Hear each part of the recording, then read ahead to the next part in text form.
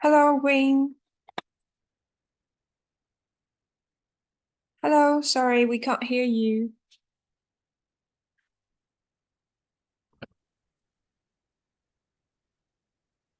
Hi. Hello. Hello. Hi, Jocelyn. Hi. Waiting everyone to join. Hi, Jules. Hi, Win. Hi. Hi, Shalan. Hi. Oh, you are in office. Yes. Where are Hi, you? great. I'm at home today. Yeah. Okay. Preparing for this. I know you will go to the staff reception later. That's right.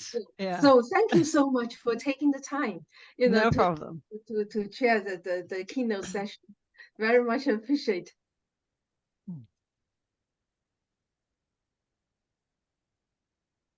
Hi, Laura. Hello. Hello.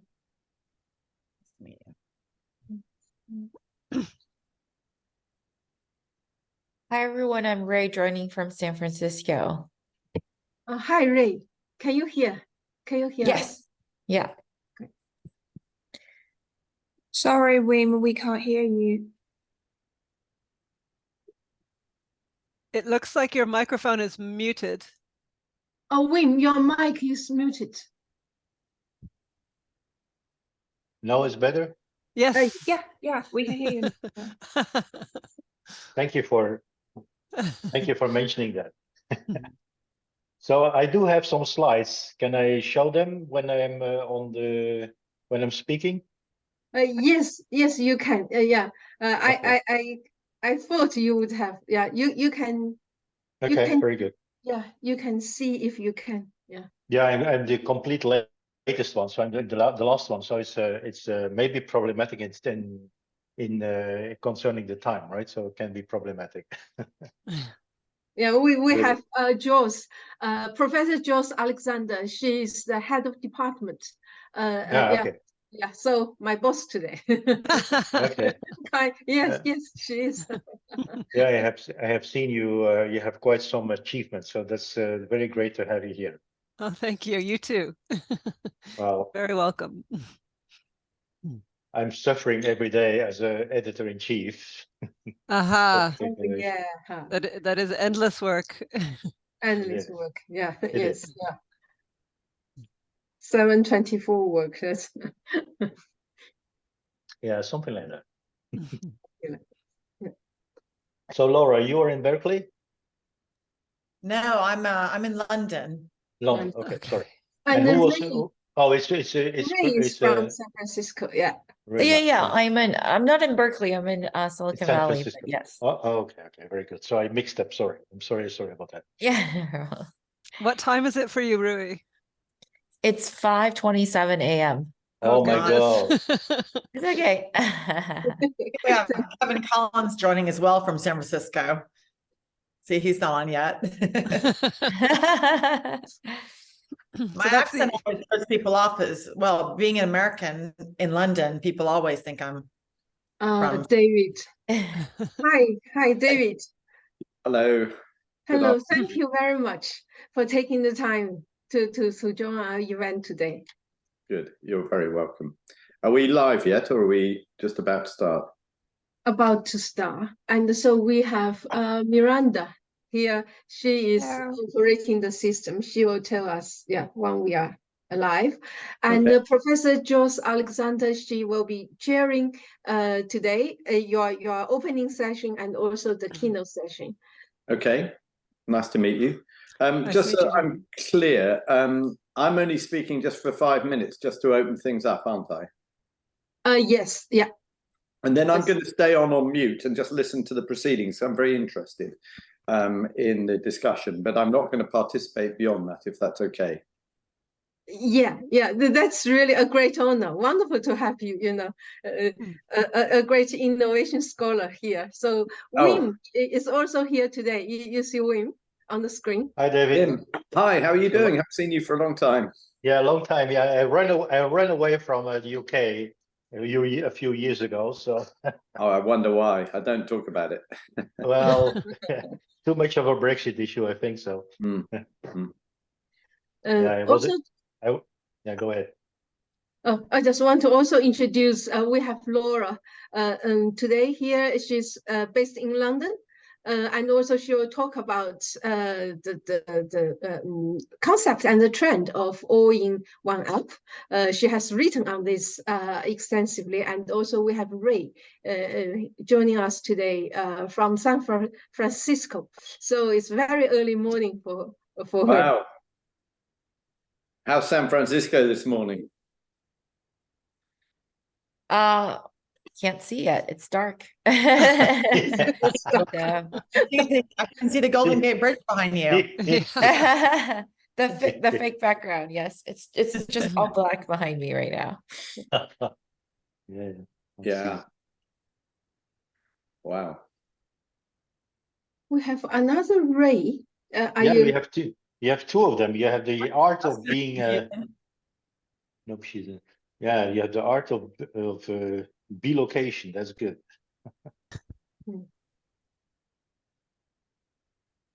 So which Shall we person- start the? We ready to start? Yes. Sorry, shall we start the webinar now? Okay. I'm going to will share put it my. up. Yeah. Sorry, going to share my screen now. Great. Okay. Wonderful. Are we ready to go? Yeah. I think so. Good. Yeah. Well, good afternoon, everyone. A really, really warm welcome to you all on this webinar. And I hope you can all hear and see clearly. I'm David Gann. I'm the Pro Vice Chancellor at Oxford University. Delighted to be invited to give just a few opening remarks at the beginning of your webinar. And I think it's a great honor and privilege to be included in the topic, because some of you will know I'm a professor of innovation and entrepreneurship, and I've enjoyed interacting with several of our people, including Xiaolan Fu. Thank you, Xiaolan, very much. Professor Fu has really stimulated this piece of work with colleagues. And it's really nice for me to have at least half an academic hat on this afternoon and be able to listen in to the discussion. Those of you who've been in university administration know that sometimes the chance to participate academically gets lost. And I want to thank you for having me personally on here, particularly as someone who really works on innovation, and that's core to dear to my heart and core to what I do.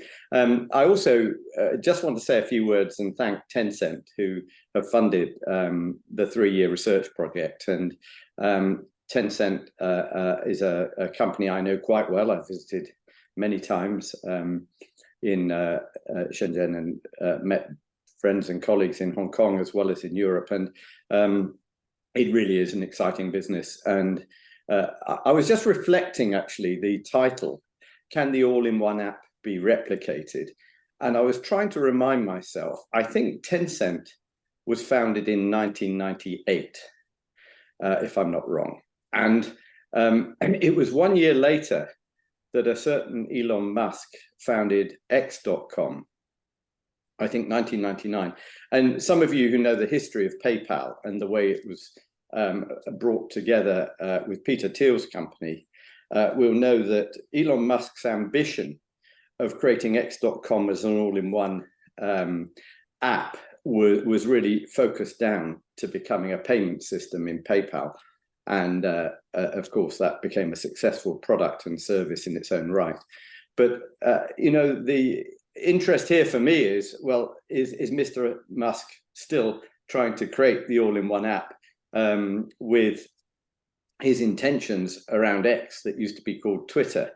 And I think probably, I can't read his mind, obviously, but and those around him, but one can imagine that looking on at what Tencent has achieved with WeChat, WePay, the whole family of things that you can do with the Tencent all-in-one app, there must be some slight tinge there of competitive envy. And so I look forward to hearing a little bit more from those of you who are experts and have been studying this space directly.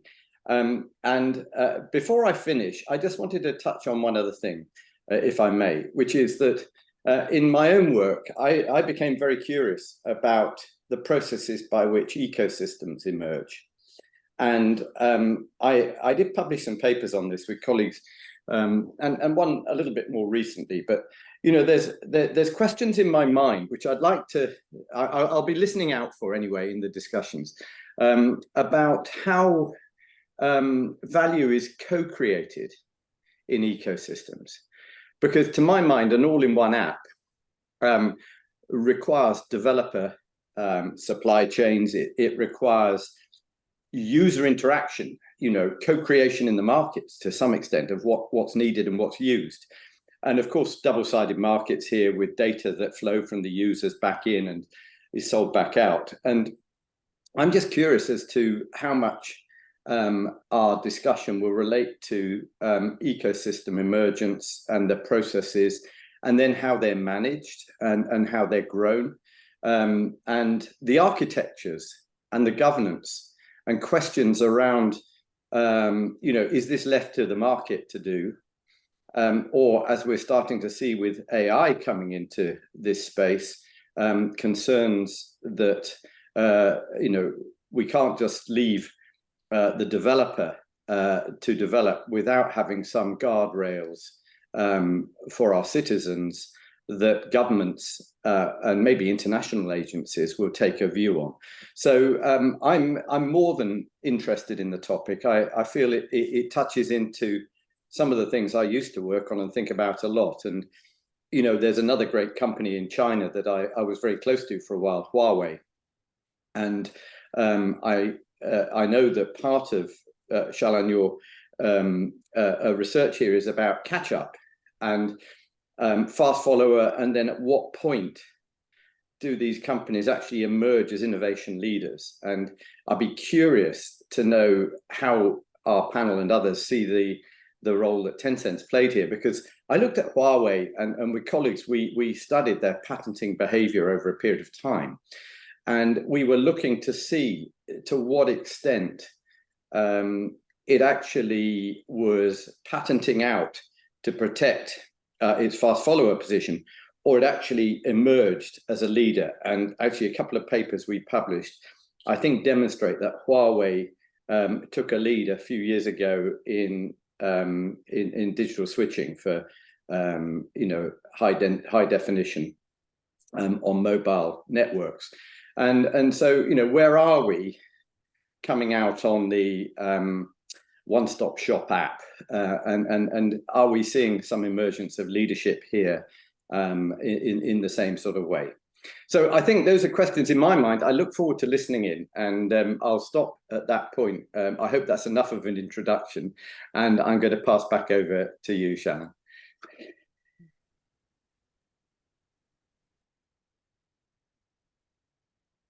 Shall I start, Shalan? Okay, thank you so much, Professor Gan. That was a perfect introduction for us, raising lots of great questions. Let me give everyone a great big welcome again to the webinar. I'm the head of the Oxford Department of International Development, and I'm really delighted to be hosting this opening session. We're going to start the first session of keynote speeches, but before we begin, let me say a little more about this event as a whole, and also just note the key role of one of our speakers in this session, that is Professor Shalan Fu. Professor Fu is the department's Director of Research and Impact. She provides leadership department-wide in that capacity. She also leads the Technology and Management Center for Development, as all of you will know, which is one of our really cutting-edge research centers. She's a woman of tremendous energy, and herself embodies the kind of innovative spirit that she is at the same time subjecting to rigorous research. So we appreciate her very much here, and you know, really looking forward to this webinar. Yeah, so this is one of the topics that TMCD has been exploring. and it's a particularly exciting one.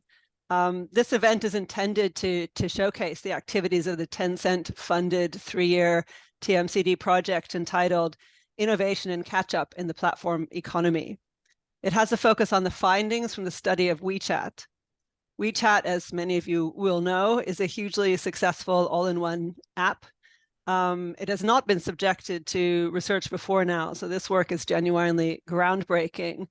And also the project of genuinely collaborative research with Tencent itself, often under the quite difficult circumstances of the pandemic. So the question that animates this workshop, can the all-in-one app be replicated, is highly topical and relevant to both practitioners and the public.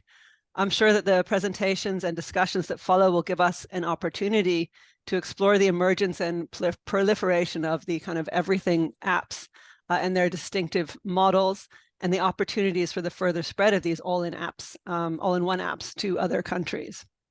In this discussion, we're very excited to be able to host a senior product director from WeChat, who'll be speaking in the second session, along with other leading academic and industry figures. So let me just very briefly introduce our speakers for this session. I'm gonna try and be quick because I know their speaking slots are very short, just 10 minutes each, and we all want to get to the substance of the workshop. So our first speaker is Laura McCracken. She's an advisory board member for the Payments Association and has great expertise in platforms, fintech, payments, and many other things besides, including all-in-one apps. Our second speaker is Professor Fu herself, who I think needs no further introduction. And our third speaker is Professor Wim van Haverbeck, who is Professor of Digital Strategy and Innovation at the University of Antwerp, along with holding a host of other posts, including being a journal editor, as we were hearing earlier, and is a globally leading expert on open innovation and the many questions that it raises. Okay, so let's kick off with you, Laura. Thanks very much. Excellent. Thank you so much for having me. So first of all, I'd like to say that I've talked about super apps around the world. I lived in the US and Europe and Asia, and everywhere I go, super apps is hotly debated. I can give you a little bit of the stats. In the US and Europe, about 40% of people believe that super apps will never, ever enter the Western world. They believe it's a Chinese phenomenon and that it's not going to take off. Having said that, about 33% believe that it's just an inevitability. It will happen. It's just only a time, in time it will happen. And then the remainder, the 20 some odd percent in the middle, believe that it will happen in a different way. So maybe it won't be an all-in-one app. Maybe it won't be a one super app to rule them all, but it will include niche super apps or vertical super apps with many to compete with each other. But before we, anyway, it's amazing how much people really have, especially the Americans, have visceral reactions to the idea of a super app. When they think about it, they're like, no, it'll never happen. But first, I think to ground ourselves, we need to think about what is the definition of a super app. And this is my definition. There are others. So if you have a better one, I'd like forward to hearing some later on in the discussion. But my definition is about ingredients. I like to cook. So my ingredients include, at the foundational level, there must be a wallet, some sort of wallet that it contains different payment methods, perhaps identity, basically being able to, as a foundational mechanism for the super app. And that must be able to be used as a payment method, both online and offline. Third, there must be some sort of network or chat, the ability to communicate with each other. It could be B2B, it could be B2C, but the ability for people to be able to connect with each other and communicate. And then on top of that, so those are the foundational layers, the wallet, the payment method, and the network or chat ability. But on top of that, you have this plethora of choice. You can pick and choose whether you want to do shopping or taxi hailing or dating, health, financial services, travel, ticketing, etc. So you have all these different things that you can do within the super app, but you must have at least one that's high engagement. And what I mean by high engagement is that the consumer wants to come back to that app almost on a daily basis, at least weekly. So that's why many of the super apps have started off as delivery or ride hailing or chat or wallet oriented. So that's what, to me, is the essence of a super app. But it doesn't have to be all in one. It can be a niche. And then lastly, you need to have a one app, one user interface, one experience. It needs to be all, convenient for the customer, because let's face it, we in the West are actually inundated with a plethora. We have subscription fatigue. We have too many apps. I've got probably 10 health apps on my iPhone. I've got numerous dating apps. Let's not go there. But so you have a plethora of things, and you have to group them, and you get inundated with all this choice, and you need to be able to bring it together into one to create convenience. And then lastly, AI. And I know this is hotly debated as well, the idea of AI being able to allow the data that's being brought in by the different apps to be used to offer up choice. So for example, I want smart recommendations from my apps. I don't want to have to go to 10 different websites in order to find what I'm looking for. I want to be able to go to one app and find what I'm looking for. So let's talk a little bit about, in my last 5 minutes, talk a little bit about the differences between East and West, because again, this is the big discussion. There are 3 key differences between East and West. One, in the East, they didn't have, back in the 90s, when we launched in the West e-commerce, the East didn't have a mature payments infrastructure. So they had to solve for that. They also, so basically they kind of leapfrogged us. They went from our e-commerce marketplace network, like we have everything done through, we can do everything through Amazon or eBay or just searching on multiple websites through Google or other search networks. But in the West, they didn't have that. So they went straight to mobile, and they solved for it with WeChat and Alipay. And Alipay was their ability to be able to pay online and in person, and that created their foundation. The second thing is just a difference in our attitudes to privacy and identity.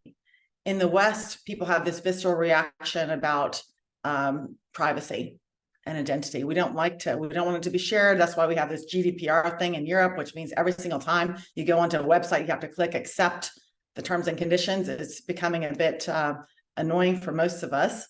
And in the West, they don't, or in the East, they don't see that need. They feel more comfortable with sharing their identity, and they feel less religious about the privacy, because they want to be able to have smart recommendations served up to them.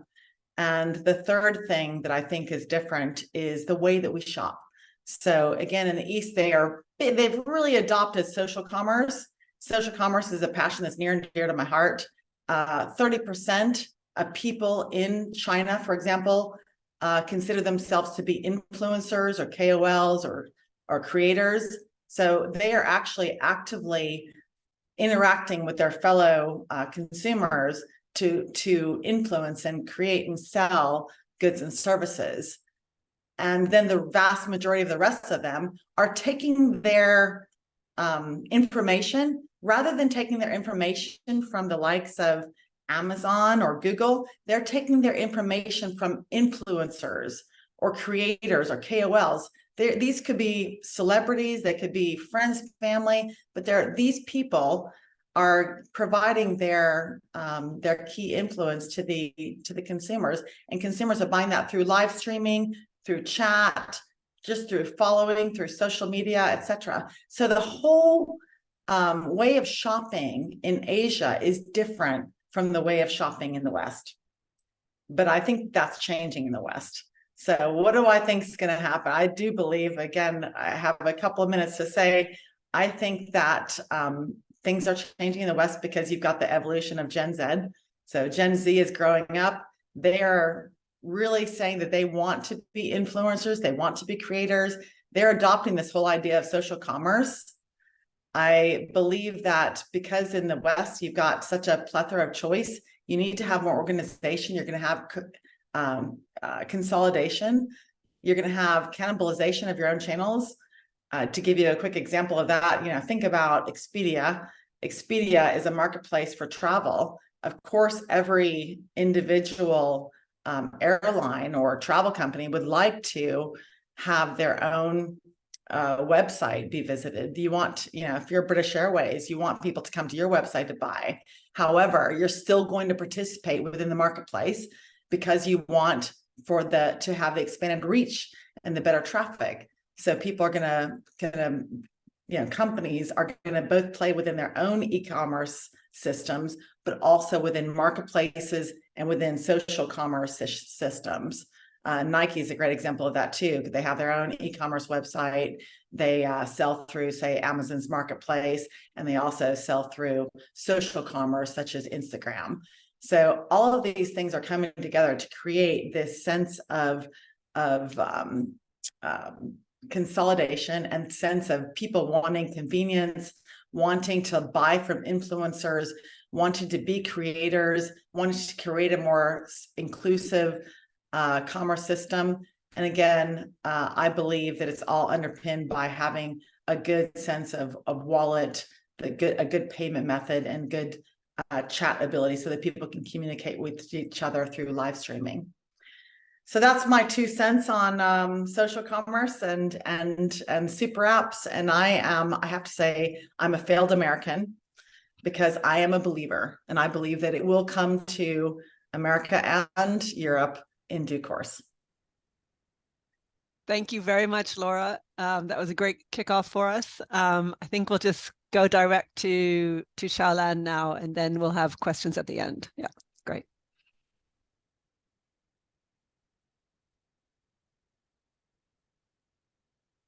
Xiaolan, you're on mute. Yeah. Thank you, Joss, for the kind introduction, and many thanks to Professor David Gam for taking the time for the very inspiring opening speech. My presentation today will share with you our research findings from a case study of Weixin entitled Innovation and the Rise of an All-in-One App in an Emerging Economy. So I prepared some slides and I will share my screen. I need to share my screen. Yeah. So can the IT? Thank you.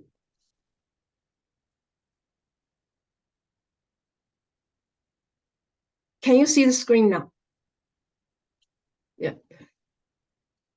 So before I start, I would like to also explain Weixin and WeChat are 2 different apps, and they differentiate by the telephone mobile numbers that the user use.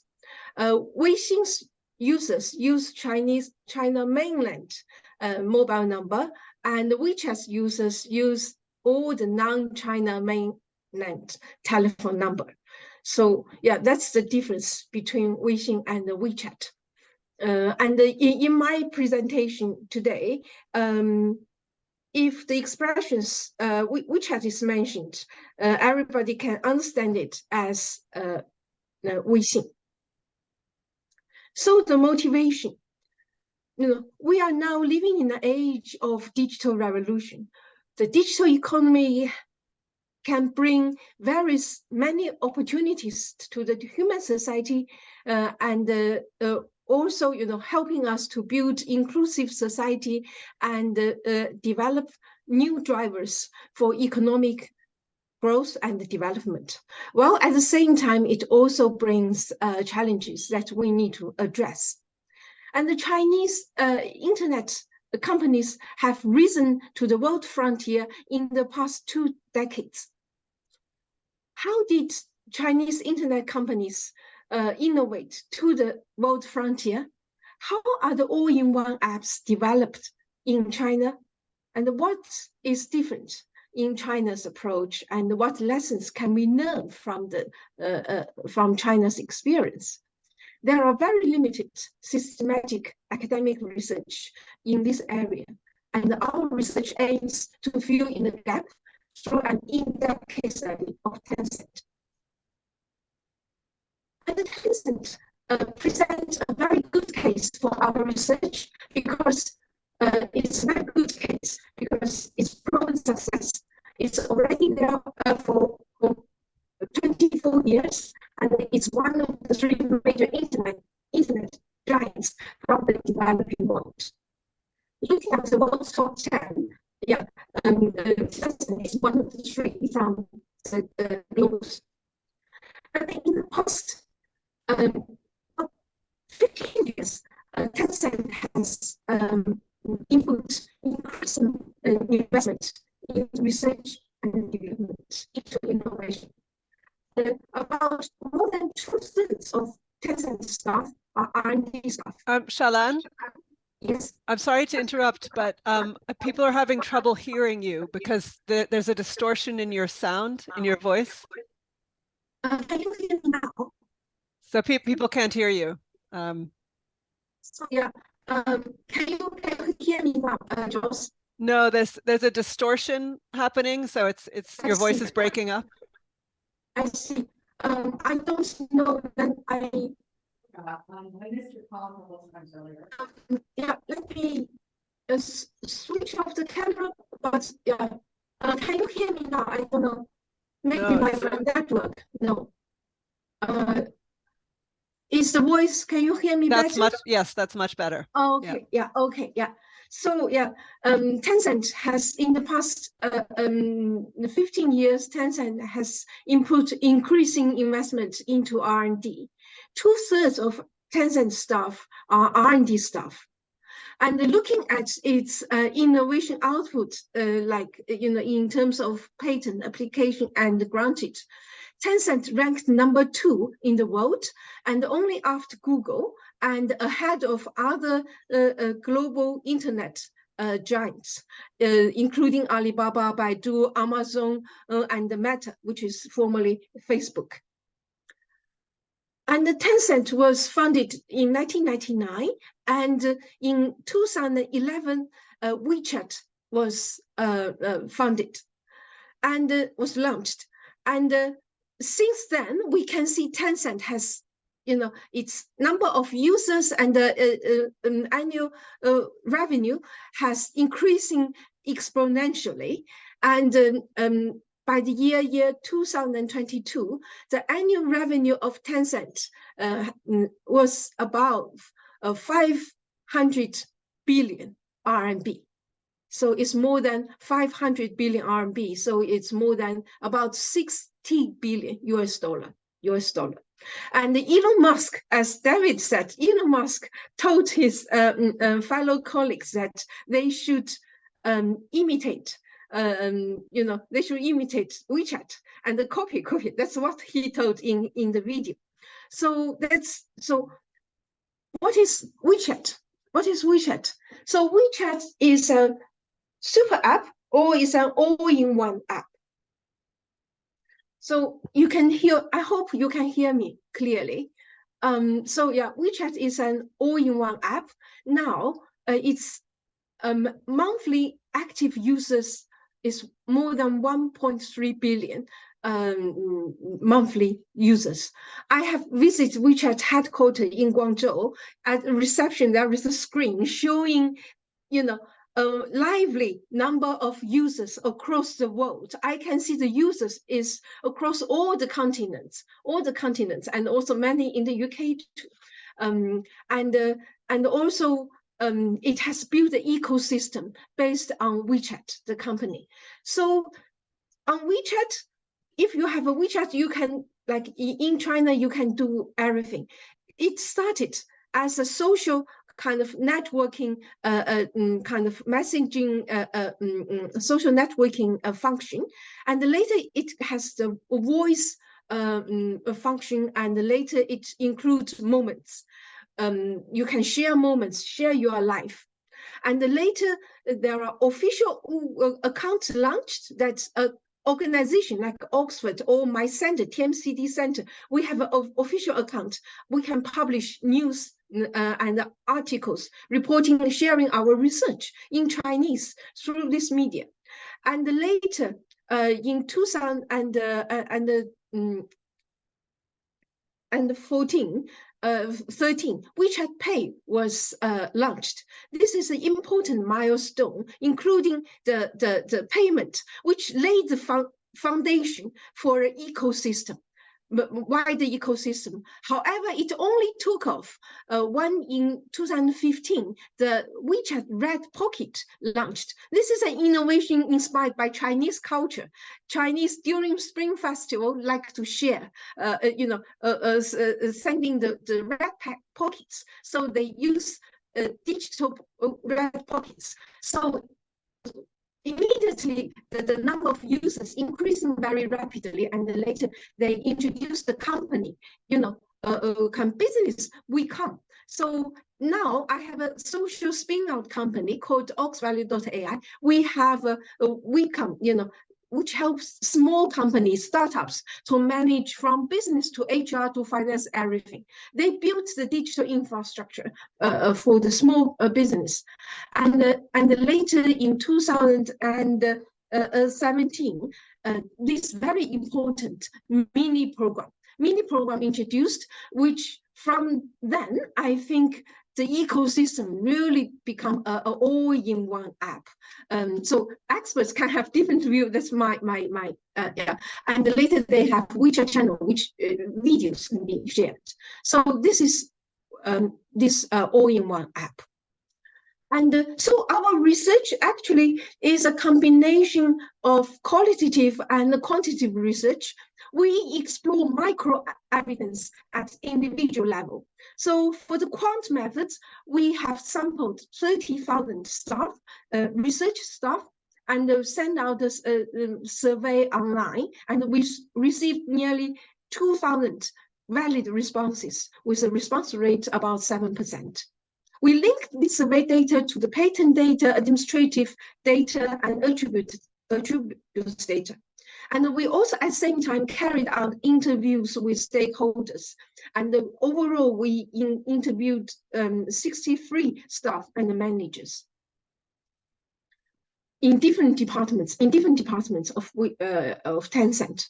So our analysis is looking at the corporate innovation system. In particular, we look at the capabilities, incentives, organizations, and internal institutions that are introduced to promote the innovation performance of the company and the individuals, and how it interacts with the external environment, which includes sectoral and regional and global innovation systems and the whole ecosystem through open innovation, open ecosystems, and co-grow with them. Which is David's question: how do they co-grow with? And one thing we found is, in the innovation, there are clear direction and value introduced to guide the direction of the efforts and the resources allocation. The two major directions, one is user needs, it's always the priority, and also later they introduce tech for good. So, and the social value creation. These are the two main things that guide the direction of the efforts and the resources. And so, our research finding, the previous literature, regard Tencent and the internet the companies of China that mainly rely on imitation. They are doing micro innovation, small steps, and imitate others. But and also they only some argue they only have business model innovation. And our research finds actually the innovation in WeChat, in Tencent are far more than this. So what have we found? We found WeChat's unique innovation approach. We summarize. First is they have a first principle oriented product innovation in kind of a model. So what is first principle, which is you dig to the fundamental bottom, fundamental needs, fundamental questions of the issue, rather than the superficial layouts of the issue, really like opening the onions and open the pick and pick on going to the core understand. So it's a deep understanding of the nature of the user needs and underlying a product or a function. Later I will give you an example. Secondly is invisible innovations. They have a lot of invisible innovations, including process innovation we don't see behind the scene, and also business model innovations. And also they have original innovation together with incremental innovations to ensure the reliability and the security of such an all-in-one app, which involve hundreds of mini apps, dozens of thousands of business, and also billions of users. Never we see a major crisis on this platform. A lot supported by a lot of process innovation.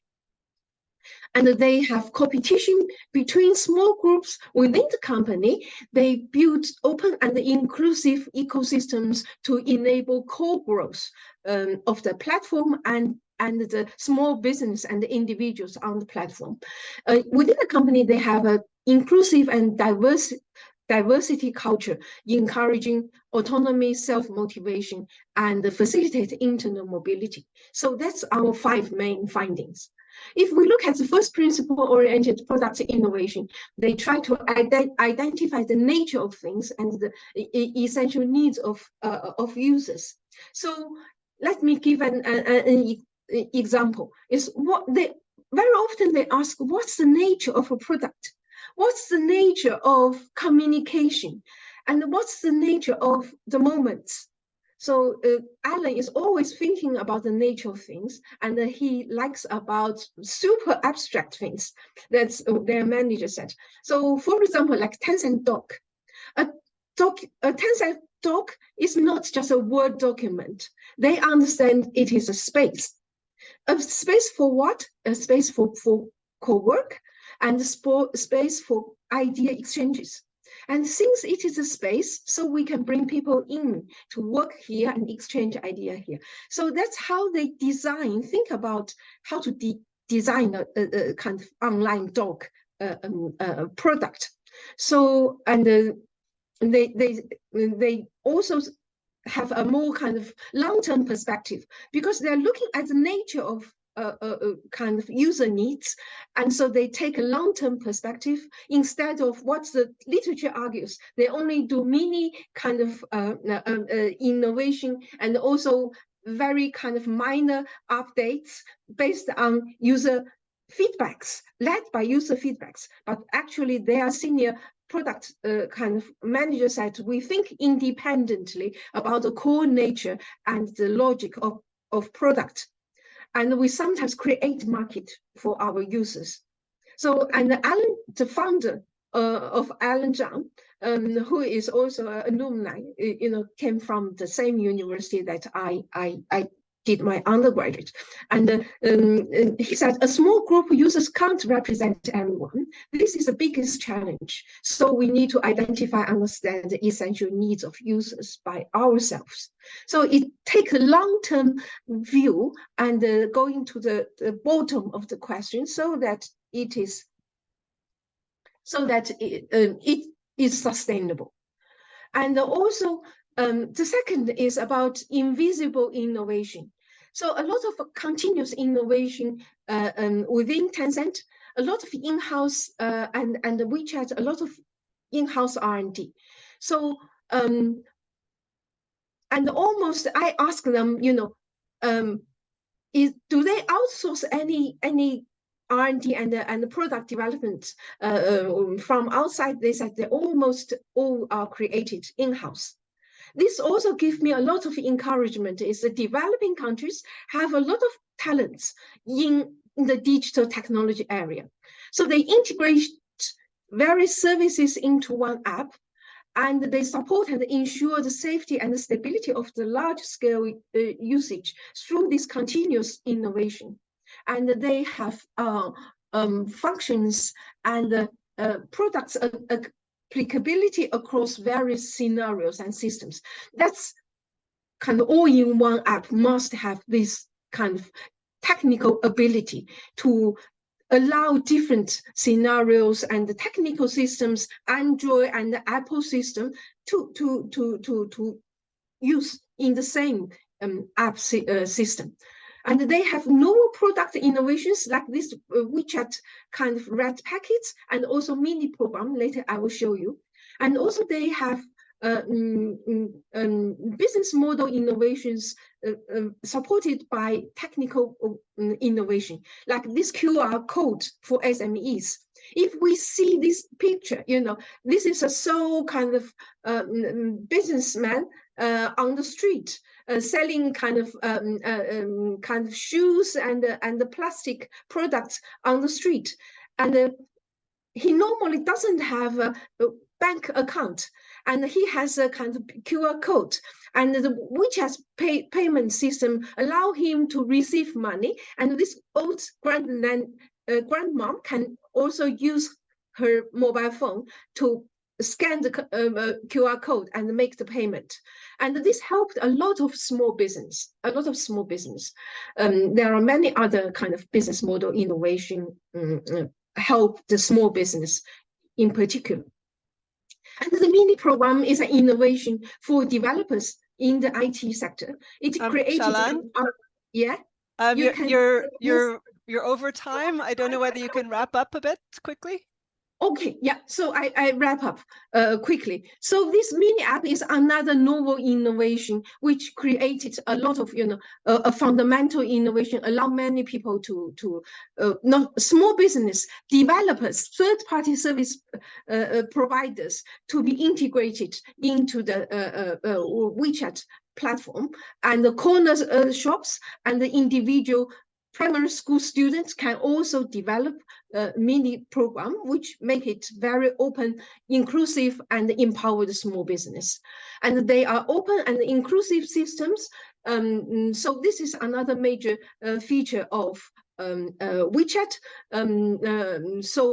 Yeah, later I can answer questions, but also this help users and the small business too, with a very low entry barrier. And they have competition within the company, within the WeChat business group, so that to stimulate novel innovation, and we found it really has a positive correlation with the innovation performance of individuals. And also we found this diversity, autonomy, and self-motivation really it also inspired, fostered innovation of individuals. Yeah, these are individual, each slide based on one paper. Yeah. So what can we learn from WeChat's experience? My last slide. Digital windows of opportunity for developing country is really there. You know, Tencent's experience, WeChat's experience showing developing countries can catch up and even leapfrog.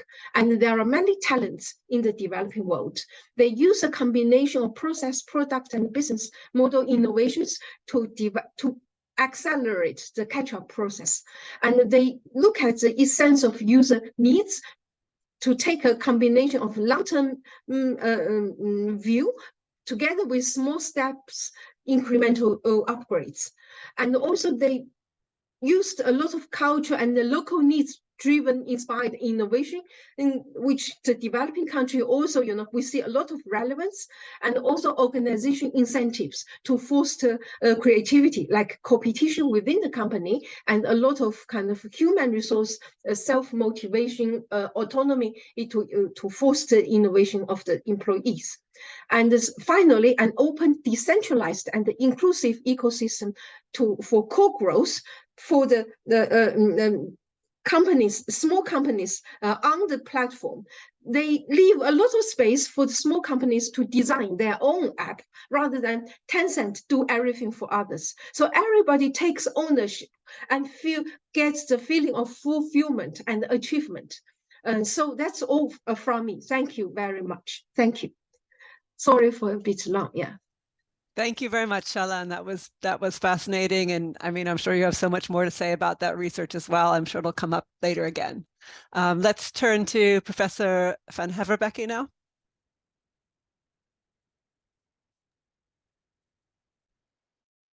Just finding my presentation. Can you see this? And can you hear me? Yes, I can see you and hear.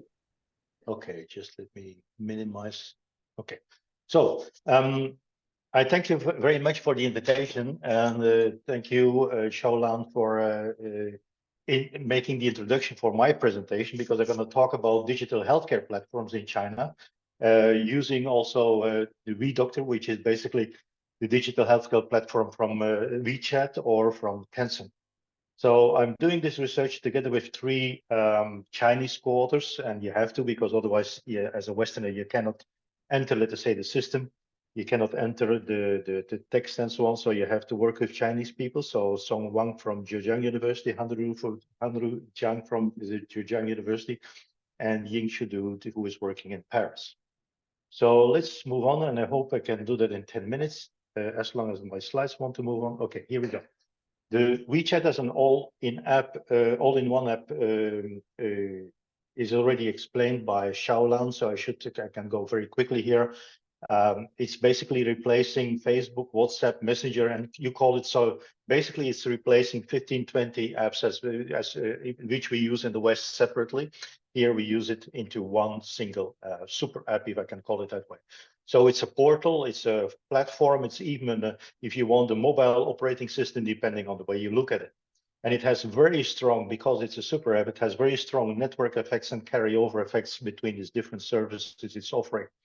One thing, and it's basically also already nicely illustrated into a teaching case, is that the average return per user is 7 times higher than, for instance, than WhatsApp. So the monetization is really, really superior. And I think we have to think about that also. So the way you can monetize on a platform through a super app is several times higher than, for instance, in WhatsApp. And although WhatsApp is the biggest social media app.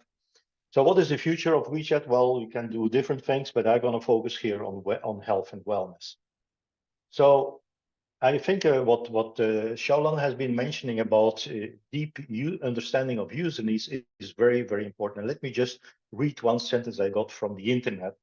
So WeChat doesn't care about the number of active users, just like in WhatsApp, for instance, but about how relevant WeChat is in addressing daily needs of its users. It has focused on building a mobile lifestyle. Its goal is to address every aspect of its users' life, so including non-social ones. So if we apply that to WeDoctor initiative, so to the healthcare initiative of Tencent, then we see that the deep understanding of the user need was basically, okay, the problem was that high-level hospitals were overburdened as patients wanted to get access to high-quality doctors. So that was a real problem, which we don't have that much in the West, but in China it was a real problem already there for several decades. And so WeDoctor has been finding, together with some other platforms, have been finding a way to triage patients and offer patients an all-in medical service through an online platform. And so here you see that the advantage is that they can use the carryover from the WeChat platform. So many users that they have on WeChat can be used there. And they also they have an integrated WeChat payment system. So all this kind of stuff can be carried over to, let's say, healthcare. And also the philosophy in building the ecosystem, where you also nurture the ecosystem more than you just take it as an ecosystem where you try to take away money from the others, from your partners. Here you see that, for instance, so third-party internet healthcare platforms such as WeDoctor or the major providers of online healthcare services public hospital physicians work on the platforms as independent contractors. They can set their own fees and can pay platforms a pre-agreed percentage of their earnings from the internet health work. So it's a very open system. And I think this kind of creating value for the customers, not only for the patients, but also for the hospitals, for the providers and so on, for insurers, makes it an interesting value added solution. And if you look at the results, it's spectacular, right? So I just took some figures from the internet here.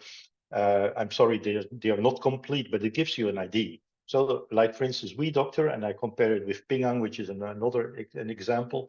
But if we focus on WeDoctor, they have already almost 8,000 hospitals, right? So that's tremendous if you compare that to the West, where we have nothing like that. Doctors, about 270,000 doctors or associated with it. They have 222 million patients, right? That's of course in a country of 1,400,000,000 inhabitants. That's of course still a nice number. Chronic diseases, right, where you have $550 per year per patient, it's also like 145,000 subscribers, and so on. One thing you have to also mention is the profitability. Those companies still lose money, and although they have been there for more than a decade, they are still losing money, and that's typical for large platforms which are changing or disrupting a whole industry. You have to be patient for your money. They are moving on. The earnings are growing fast, right? So much faster than the cost now, but they are not there yet. So patient money is very important. Very quickly, so what they do is they create a lot of network effects by focusing first on users, and that's what we don't see in the West. They don't focus on patients. Here they focus on patients, and by having more patients, then it becomes more interesting to have more partners like providers, like pharmacies, and so on. That creates, that creates an expanded value proposition, and finally more users again, so and so on. But also keep in mind, here it's very important to have the data of the patients. More and richer data give you deeper insights. Deeper insights also give you better services, even more medical services, so the deeper insight into medical issues. And so this helps you a lot in, Super App is helping you a lot in this kind of things that are essential in digital healthcare. So if you switch now to Europe very quickly, and I'm sorry, so I have to finish up in 10 minutes. Do we need digitalization of healthcare? And the question here is quite simple. The answer is quite simple, sorry. It's not a question here. We don't have an issue of access, right? In most countries, access of healthcare is more or less okay. But we do have an aging population. So the growth in demand is much larger than the growth in supply. Costs are soaring. So healthcare is financially unsustainable in most countries. Everybody knows that. Like in Belgium, it's a typical, very, very serious case. And I think in England or in the United Kingdom, it's not very much different than Belgium. And we also have major labor shortages in healthcare. So within the next year, so productivity has increased. And we all know that digitalization is probably one of the major inroads. So the next question is then, what are the potential candidates for platform development in digital healthcare? And we do see already some developments. So one type of organization is digital giants, so like Google and Apple and Microsoft and Amazon, or the large medical device companies like Siemens, GE, and Philips. I don't say there are not other ones, but I think these are two big categories. But what do we see? We see that digital manufacturers, for instance, now have been focusing on artificial intelligence and platforms, but mainly focusing on platformization for medical device companies or for providers or for hospitals. So there is no direct access to the large masses of users or patients. So that's not the same as, for instance, what WeDoctor is doing or Good Doctor is doing. So focusing on the services with a quick return, that's also typical for the West. So they want a quick return in a few years' time. It's not patient-centric. It's not an all-in-one platform. And so if you look then at the digital giants, that's maybe a little bit better. So they have data and artificial intelligence competencies that they use for very specific services to hospital and to patients. But there is no attempt to have to develop an all-in-one platform for patients with a focus on daily needs of the patients, just as Xiaolan has been mentioning already. So very quickly, so what are my conclusions? The classical explanations why we don't see it in the West are usually connected to external barriers, right? So we cannot do anything about it because we have these external barriers. What are these external barriers? Well, typically the data protection regulation, which people mention, smaller country sizes and different languages, for sure in Europe. Government intervention in China, which would change things, but we have not. China, indeed, the Chinese government has been intervening for 2 decades without major success. It's the companies like Tencent that are changing through the digital healthcare. And then also, finally, we have different healthcare systems across regions and states, so there's no uniformity. So that's no way to. That makes it very difficult to come to a digital, let's say, all-in-one platform. So we focus mainly on external barriers. My point is, basically, it's not about external barriers. It's basically about the lack of business model that we are developing. Look, for instance, that payment apps are not integrated yet into medical because we don't have such a system as Tencent to have WeChat Pay, right? So it's if you look at Google, if you look at Apple, they have not been so successful in Apple Pay and Google Pay as, for instance, the Chinese companies have been doing. We are stuck in existing business model. Right? So it's not about external barriers. It's the internal business model of healthcare, which is obstructing, let's say, digital healthcare. Platforms are based on one service or one function for providers. It's not an all-in-one. We have insufficient payment. We also have insufficient patient investments. So we need 10 years, right? We need more than 10 years to cover, let's say, the cost of a major development. And we don't see that here in the West. There's not enough patient money. And we also see problems like, for instance, we call it ecosystems. So the organizing companies are too much on their own. They are looking too much for their own revenues, their own profitability in an ecosystem building rather than nurturing the ecosystem. If you see how Tencent has been very patient in developing the ecosystem, right? That's a different attitude. And also, of course, governments have to be proactive, right, in shaping the context, in co-aligning the context, the regulatory context, which we don't see at all, for instance, in Belgium, but probably also in many European or American governments. So that's also a difference between China and some Western countries. So my last slide. What if my question is very critical, right? So what if Chinese platforms can offer digital healthcare services within 5 years, for instance, or 10 years at 25% or 50% lower cost because of the digitalization? How many governments can resist that? Second question is, what if AI in those platforms develop much faster than because of more and better data? And be sure, Tencent and others have better data than we have in the West just because of the number and the quality of the data. 3, what has to be changed to develop a powerful digital healthcare solution in the West? Should we copy China? Maybe not. But what else has to be changed in order to make it work? Because we have to go in that direction sooner or later. Thank you. Thank you very much. Yeah, again, lots of provocative and interesting questions there at the end for us to grapple with. Unfortunately, we've gone a bit over time. So Xiaolan has authorized me to basically go through the questions that we have in the Q&A, and then I'll ask the speakers to pick one to answer. And I'm afraid you'll just be limited to one of them, so choose well.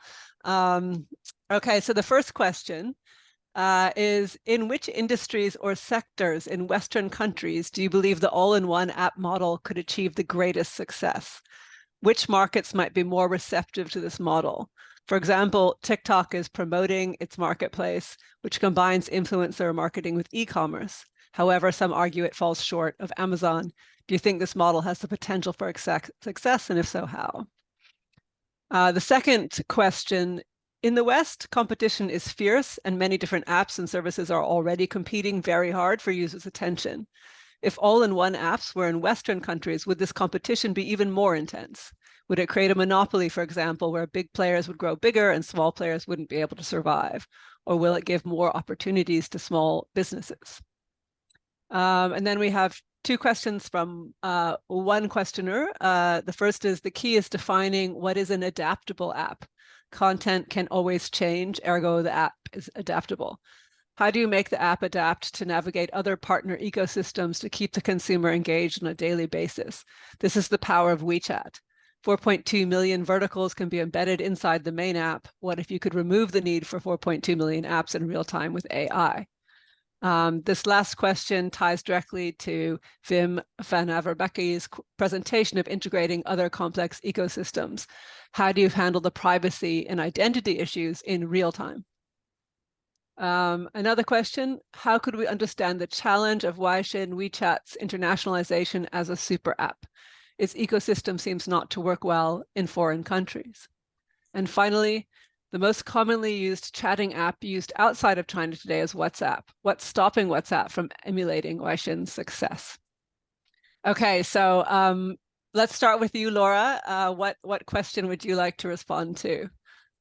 I'll take the second one, the one about in the West, competition is fierce and many different apps and services are already competing very hard for users' attention. Mm-hmm. So for that one's close and dear to my heart because I used to work for Amazon and for Meta. And so I understand a little bit about how those companies are trying to engage customers. So let's look at the question. In the all-in-one app in Western cultures, countries, would competition be even more intense? And what would it create a monopoly? Oh, I like this part. Would it create a monopoly where one big player grows bigger than all smaller players and they wouldn't be able to survive? Or would it get opportunity for smaller businesses? Okay, I have a strong perspective on that one. And that is that I believe that people worry about antitrust issues. They worry about too much consolidation, the idea that you're going to have, say, one big player dominate the market. I believe personally that things are moving toward marketplace models. So you're moving toward platforms, and companies can coexist both individually and in the marketplace. So look in China, for example, to JD.com and WeChat. JD.com has its own e-commerce website, very successful, very independent, with the ability to deliver directly to consumers. They also participate within WeChat. Why? Because they know that they're going to get additional customers, additional reach, additional relevance by participating within the WeChat's ecosystem, as well as in their own ecosystem. I think that companies like Nike, I gave this example earlier, they have their own website, they participate through Amazon, they participate through Instagram, use all the channels. That's what I say. So I think that there's space for everyone if we all just try to think about how to cooperate and work on our own as well. Okay, thank you very much, Laura. Shalan. The space for the small business and also about the ecosystem. What I understand is in WeChat, there are several keywords. They are talking about open, about decentralization, about empowerment and the core growth. How do they do is like they are mini program.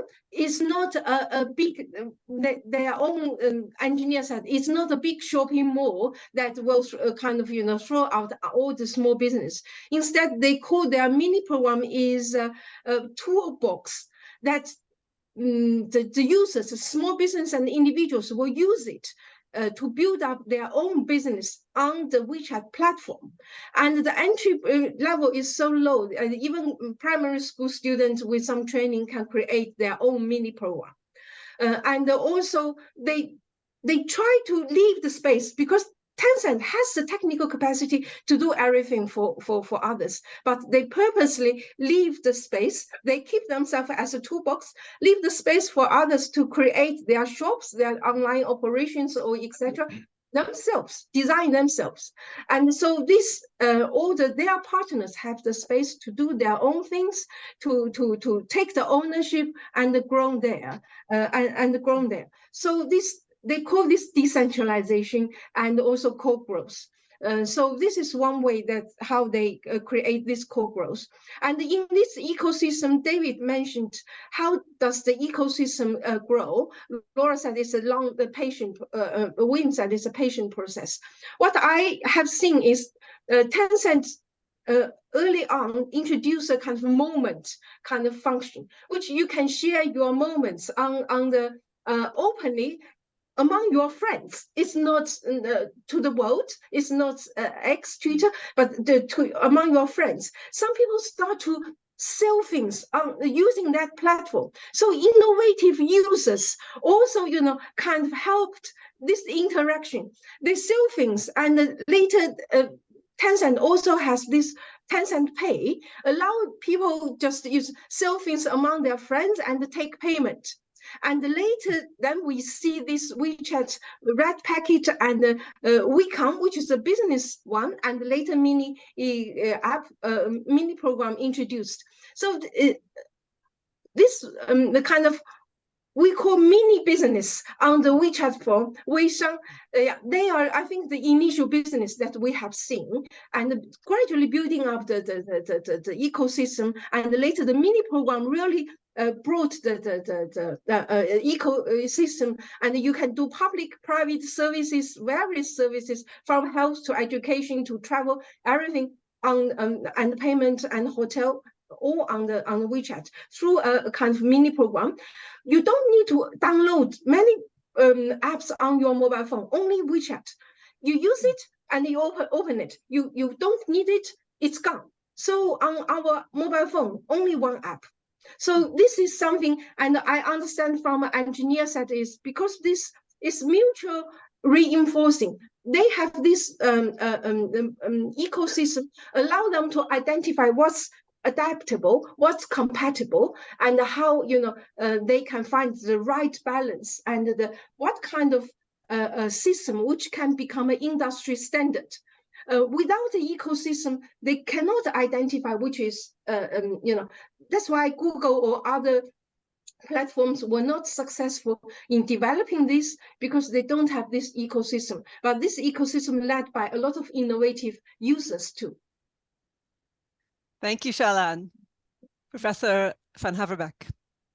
Yeah, very shortly, I will try to answer the question of Peter Cranstone about the privacy and identity of the data. Yeah, that's a big one. That's a very big one, and I cannot answer that in 1 or 2 minutes, but I will be very short and giving you 3 elements, right? So the first one is, yeah, we say, okay, or most people say, okay, in the West, we have more privacy issues or have a different attitude toward privacy of data compared to China, which is probably very true. But the question is not, should we then abandon this Chinese system? No, I think we should learn from the Chinese, right? So, and see how Tencent and so on is working with privacy. And on top of that, then we should ask, okay, what should be done additionally to apply to the European context or to apply to the American context? So I think we can learn a lot from what China is doing with data and with the privacy of data. And then if it does not apply 100% to what we do in the West, we have to do additional things. But it does not mean that we cannot learn from China. That's one thing. Second is, most companies in the West still think that, and that's really a pity, that data ownership is required in order to have privacy of data. Keep in mind that digitalization basically is working with sharing of data to create value. And so sharing of data becomes crucial. And that does not mean that you have to own data first. So not all the data should be gathered by Google or by Apple or by another company. No, we have nowadays these kind of systems like what we call in situ rights, which is developed by von Alstein and other academics. And that means that you should be able not to own data, but you should be able to get the data where they are. Because hospitals have data, right? Insurance companies have data. We probably need, in order to have a digital twin for your medical data, you probably need like 50 sources. So you cannot own it, but you have to get access to it. So that's a second thing. So we have to look into these new ways of sharing data. And then last thing is, okay, today we don't have yet the customer as data owner. And I think this is very important because we think, okay, privacy of data is very important, but do you know what hospitals are doing with your data as patients? Well, they are selling it. But we don't know it. So the privacy of data is something which we honor very well in the West, but basically data are sold with auto knowledge. And so I think it's better to have the customer as the owner of the data, and then he can decide who gets the data, who is certified to use the data under which conditions and so on. Thank you. Thank you so much to all three of our panelists, our keynote speakers. Xiaolan, I'm going to hand over to you because I know all of these conversations are going to continue for the rest of the afternoon. But thanks so much to all of you. Thank you, Jules, very much for the excellent, chairing of the keynote session. And also, I know today we have staff Christmas meeting, and thank you very much for taking the time to join the event today. Very much appreciated. It's been my pleasure. Thank you. Thank you. Now we move to the roundtable discussions section. And actually, I found several questions in our kind of Q&A box actually will be answered later by our panelists. Actually, those questions, I think, right spot on, for that our panelists would like to talk about. So the first part of our roundtable discussion will discuss the evolution of all-in-one apps, the evolution of these all-in-one apps. So we have two excellent senior speakers. It's really, the first one is Mr. Chang Shu. He is a senior product director of Weixin. He has been there since Weixin was founded. So it's a great honor to have you here, Chang. And another speaker is Chris Yifan Li. He is Director of New Business Development of Bosch Siemens Home Appliance. So we have two senior scientists, engineers today to share with us their views about the evolution of all-in-one apps. So I will start from you, Chang. So my first question is about, we're talking about the evolution of the all-in-one app. So in your view, what is considered an all-in-one app or a super app? What is the meaning of behind this term, this concept? Thank you, Professor Fu, and thanks for the invitation to join the interesting discussion. And hello, everyone. I'm Chang from Weixin team of Tencent, and here is my point of view. To be honest, for Weixin, we have no plan to make a super app at the beginning, not intentionally. We care more about if our product can address the public need, universal questions, or fundamental issues. I think it's this mindset that naturally fosters a super app, and perhaps that also make it truly super. Weixin started from the idea of connecting people by using technology to meet our need for interpersonal links. It's a communication tool tailored for the mobile internet. Then, the multiple features such as chat groups, moments, and video call enable people to stay connected in various ways. Based on these interpersonal connections, Weixin naturally move on, connect people with services and content. So you can see from the early age, Weixin has been clear about its direction to create a truly open platform. This allows us to assist service providers and content partners in the ecosystem, enhancing their connection and services to users.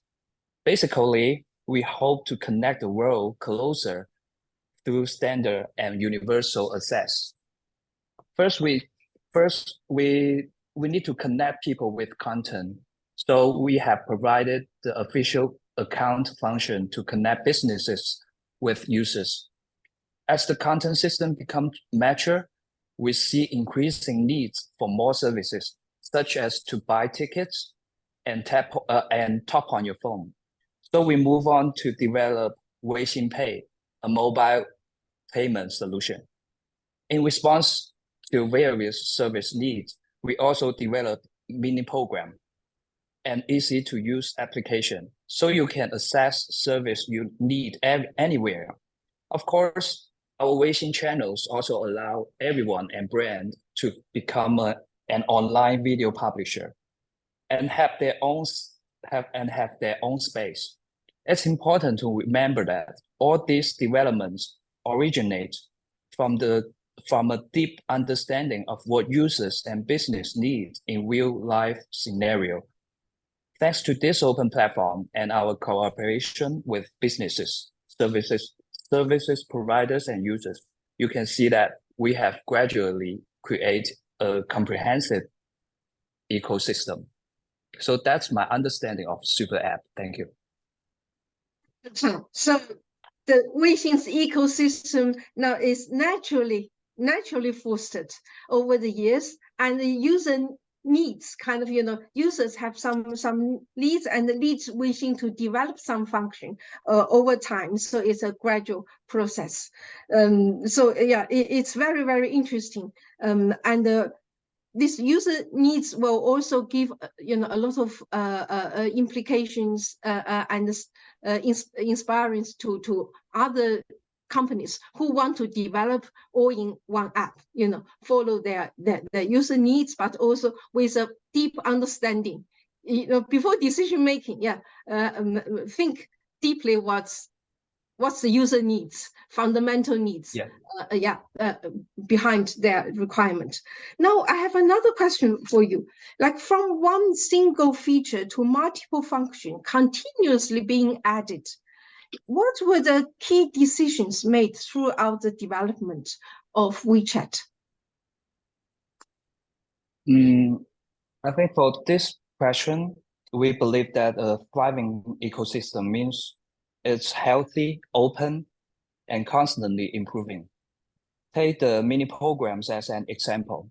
It's launched in January 2017, and after 6 years, the platform was able to facilitate transactions worth 1.5 trillion yuan in the recent third quarter this year. You can find all kinds of mini programs in different industries. And we have more than 1.1 billion monthly active users and millions of developers. For mini programs, our original idea is to try a new technological approach and effectively support various services within Weixin. So these services can be readily accessible anytime and anywhere. The question is how to achieve this goal. Okay, firstly, we should be certain that the fundamental principle of this development is to ensure user experience. Perhaps you know that mini programs don't require downloading or installation. And anyone with Weixin can instantly use any mini program.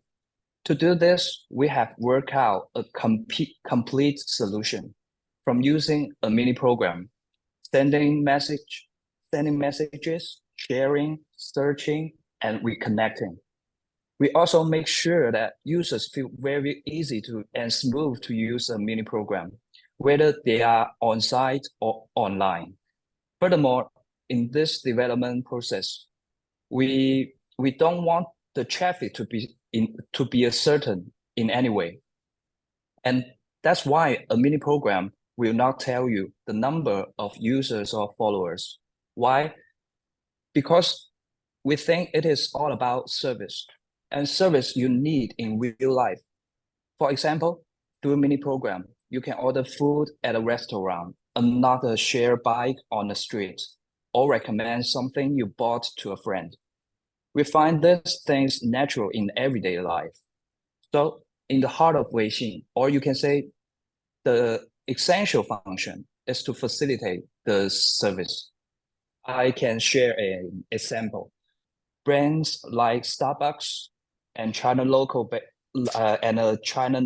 tea brand Hey Tea have used mini program to cultivate customer habits, which are to order in advance or choose takeaway. Once you digitalize your customers, you can better understand customers' preference.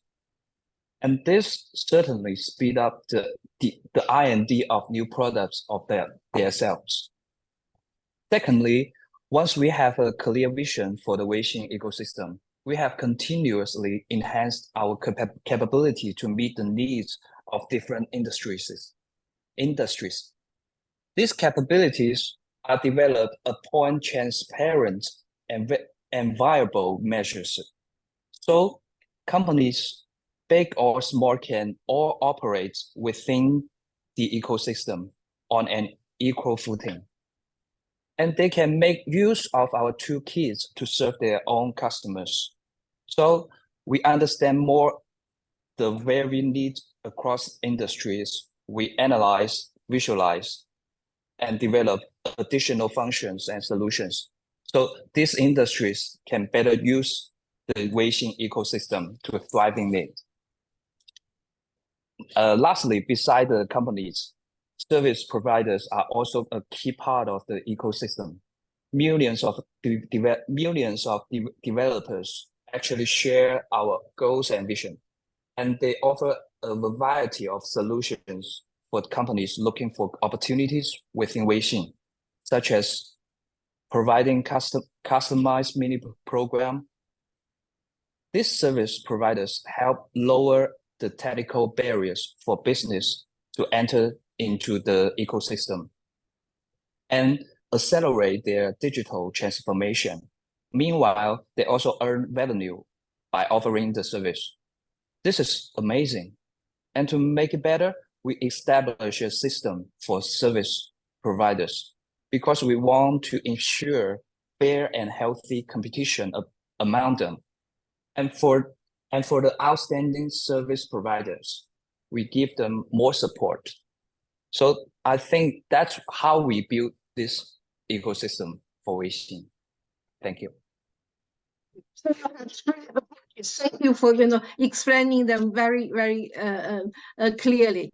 And I know in Weixin, user experience and the user needs is always the top priority. So actually, I learned while I doing research of Weixin, and also you mentioned this the equality of the companies, no matter they are big or they are small, they also they're equally treated, and you have the transparency and the standard kind of procedure to ensure the equality of the company. And that's also something I think for us to make sure tech for good, technology to help the small business, the marginalized society, or the micro firms. And I think this equality that's in your consideration is really very important. And also the developer society is another thing. I think your last point about training the developers, and they are they earn income and also they contribute to the ecosystem. It's also very important. Now I want to move to Chris. Chris, now we are talking about ecosystem. So can you please introduce your practice of ecosystem development at Bosch Siemens, and also how do you connect with customers through kind of innovative digitalization of your system? Thank you. Glad to do that, Professor Fu. And also nice to have a chance to join here. And as you know, we are responsible for RGC and the region Greater China for Siemens and Bosch home appliances here. And we are making durable consumer goods, which means that we care most about the consumer journey, and we provide to the Chinese consumer. And it's not like the fast-moving products, and we need to care the consumer from their product information, guide them how to do the purchase, and help them to do the installation and the configuration, help them with all the usage, like first usage, routine usage, maintenance, and hopefully, and with the great service we provided, we can ask the consumer to do the repurchase consideration. And we are really trying to combine all of this in one single touch point. And that's why we choose the WeChat mini program. And so we, unlike our HQ in Munich, we are facing different challenges. Because Chinese consumers are kind of like spoiled by digitalization, and they are doing everything with digitalization. And we are trying really to leverage the local environment and to leveraging and the top players and what we build for us in China to do that. And for example, we got on all area of our appliances a QR code. Trust me, everyone in China knows how to scan QR code, and thanks to WeChat, of course. And when they scan this QR code, they will be addressing to our mini program directly, and they will know everything about their home appliances. And it's about the first usage, their guidance, and when your warranty will be expired. Of course, and the IoT is the future in the for home appliance industry. And we are offering consumer to get connect to our products. That's like number one thing. And we are the same mini program. We are providing downloadable and the digital recipes for ovens for our cooking kitchen appliances. And we are providing like the health check and the remote control, remote diagnostic. And there's a lot of like potentials, but truth be told, and there's no like killing use cases in home appliances yet. But we need to plan for that, right? And we need to get everything connected, and we need to get the consumer opt-in as much as we can. Also, and as we are durable goods, and we will be there with our consumer maybe for over 10 years, because we make really good products. And we want to use our big data and like marketing automation, all the functionality, and to give the consumer their life cycle and like care, and like we will let you know when you need to do a clean and care, and we will let you know when your appliances are about to out of warranty, and we will let you know.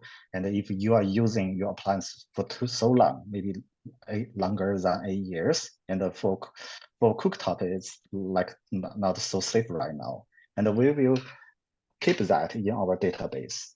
But luckily, and we are having a so vivid environment for digitalization in China, and we got all the competency and to be able to do that.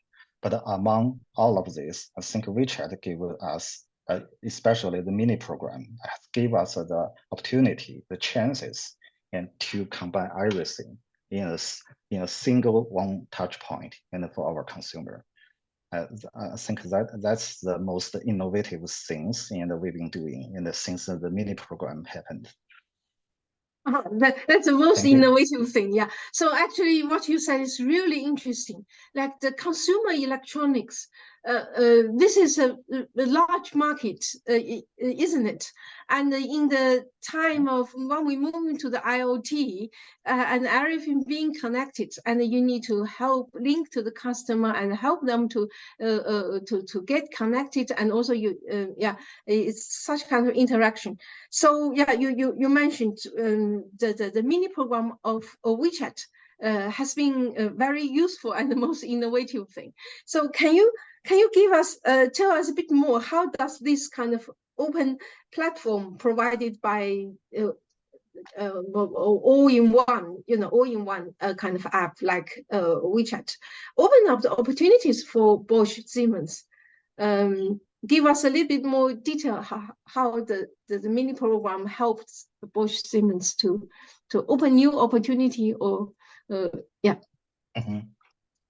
Sure, and what I described earlier is that we provide the digitalization and our offering our services into the consumer, and also it gives us an opportunity for growth.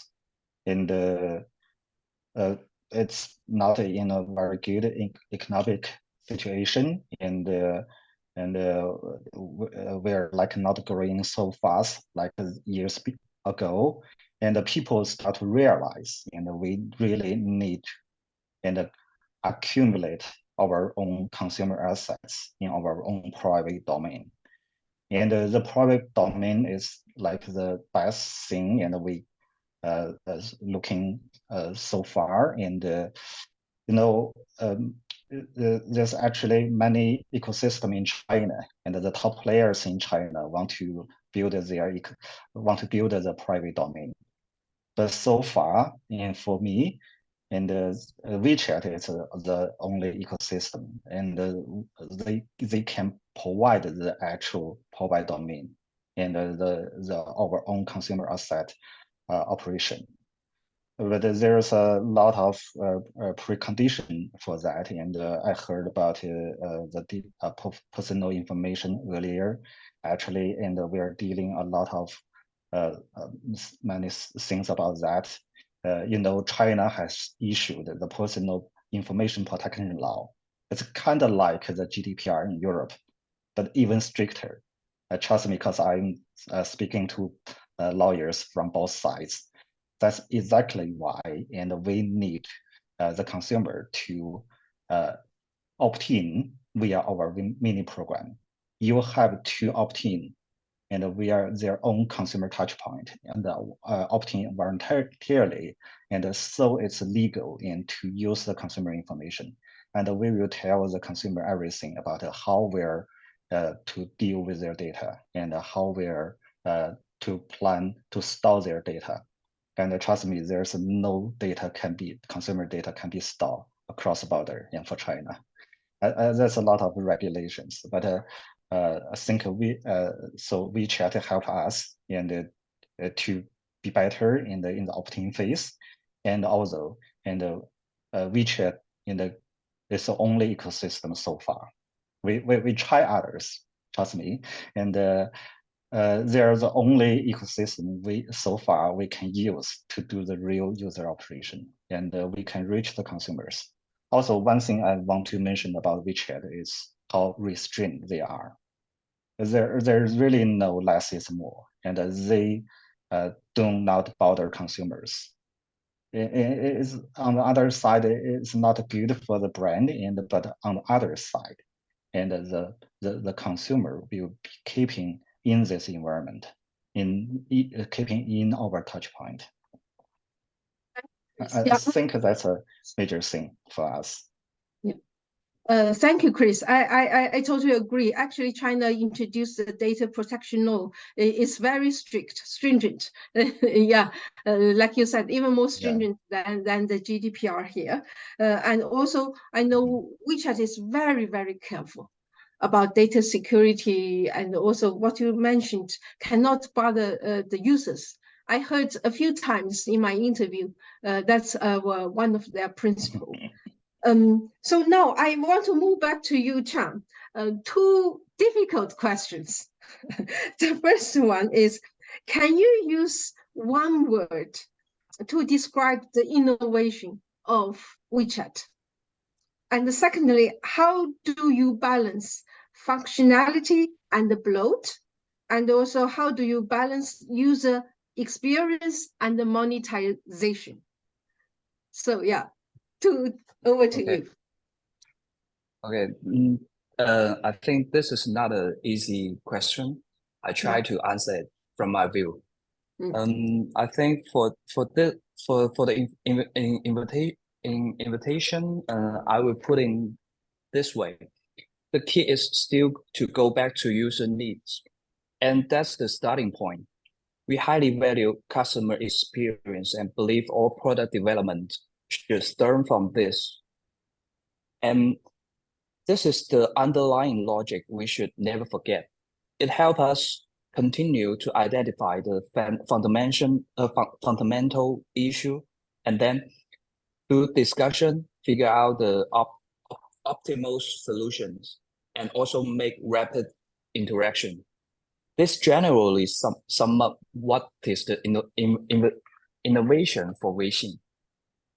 Developers may have creative ideas, And to help them realize on mini program as soon as possible, we have developed a unique development environment, which is compatible with various platforms. This helps ensure a maximum efficiency for these developers.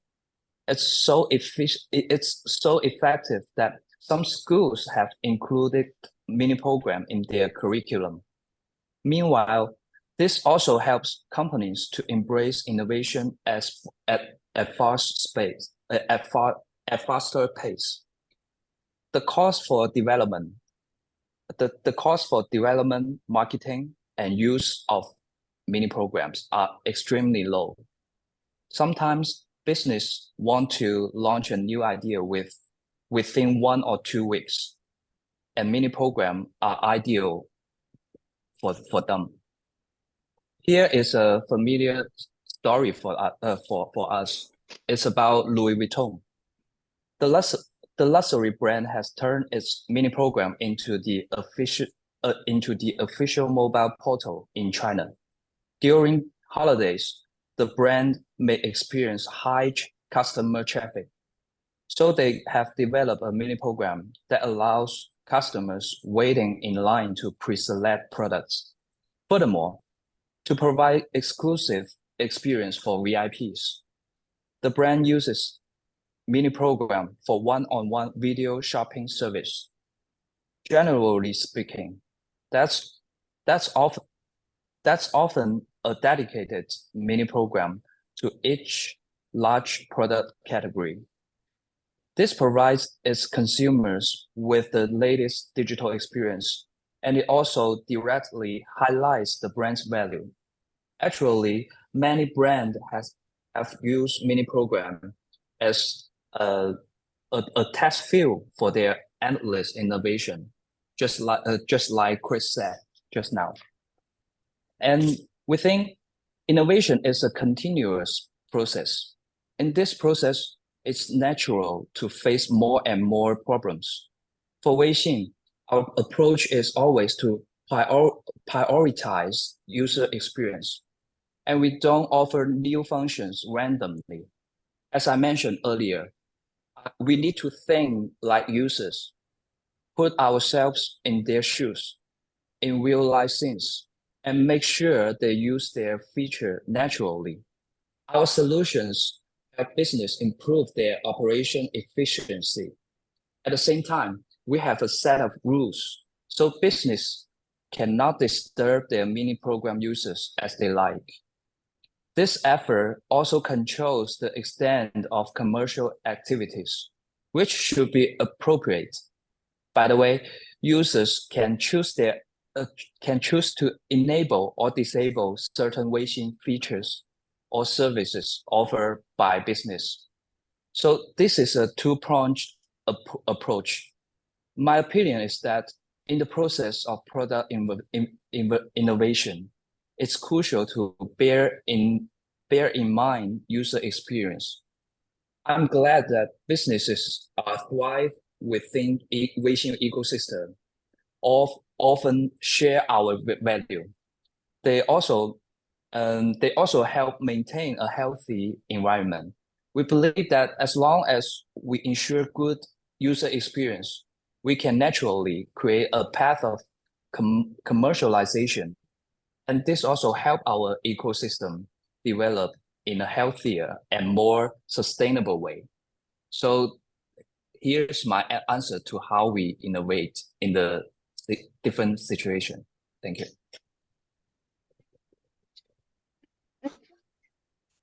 Still come back. How do you balance user experience and monetization? You have, I know Weixin has no opening kind of advertisement, and also you mentioned, you don't introduce a function just random and really needs the user needs, and also users can choose to turn off a function, and so yeah.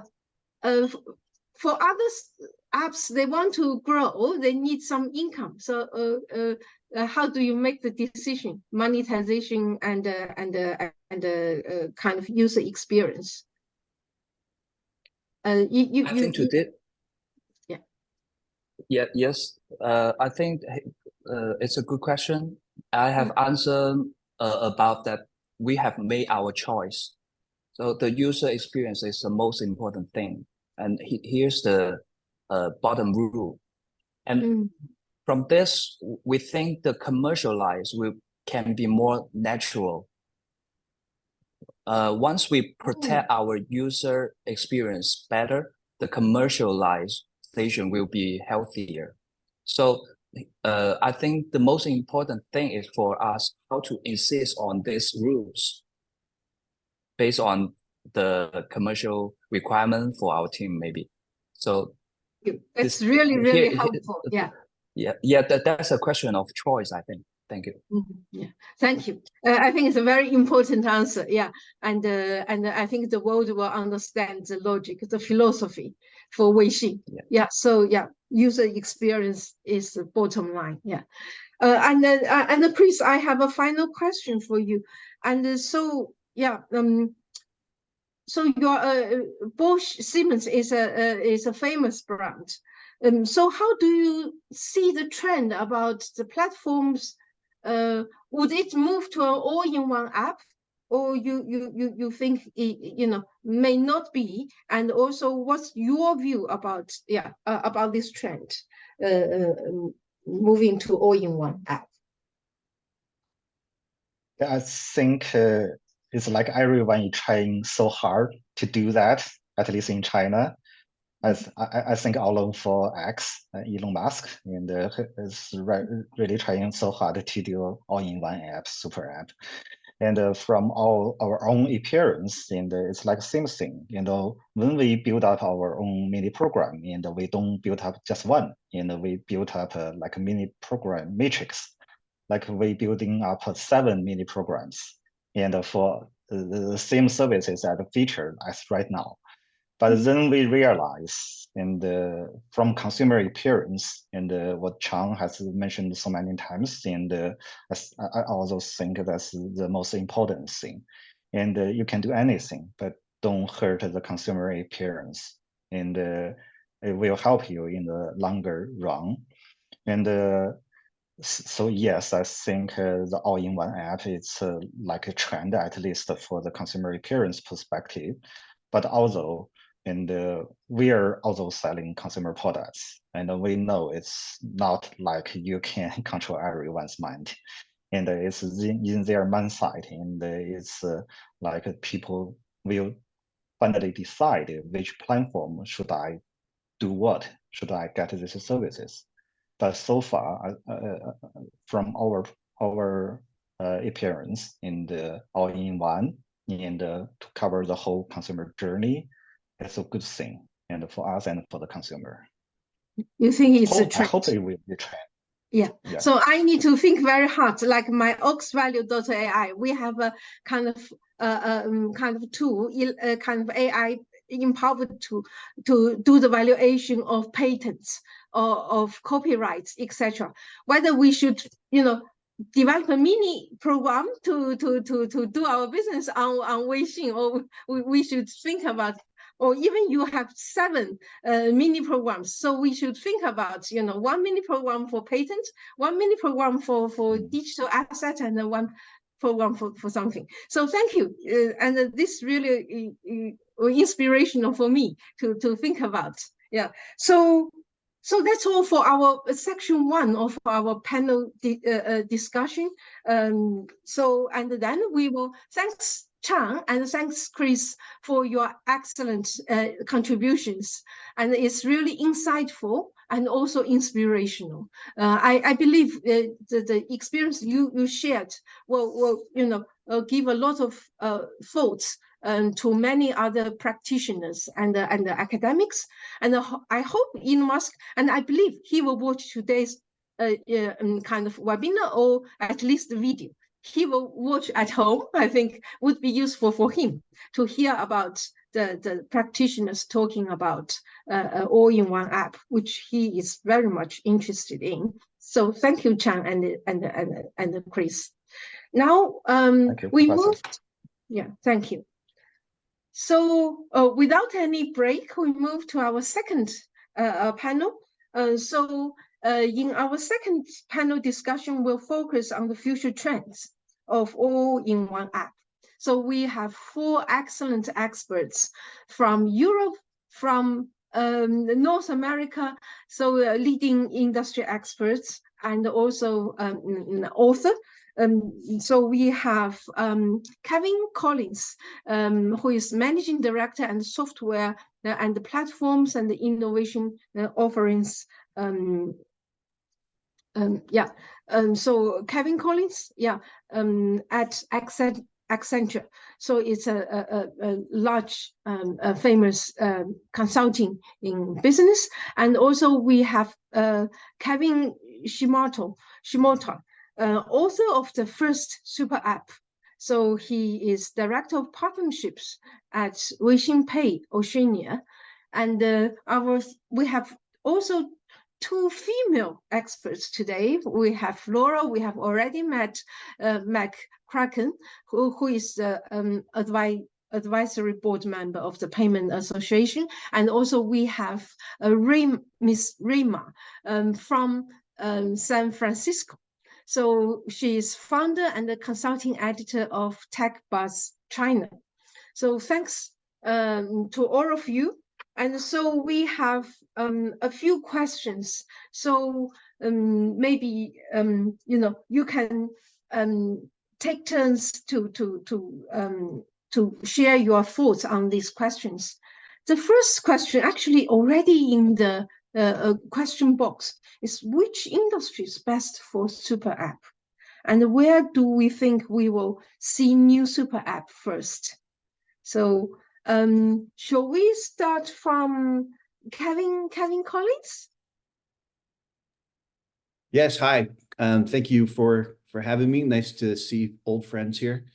It's an interesting question, right? Because the first part of the question implies a little bit different story than the way a lot of us are speaking about super apps, right? Which is all things, right? Everything in the pot.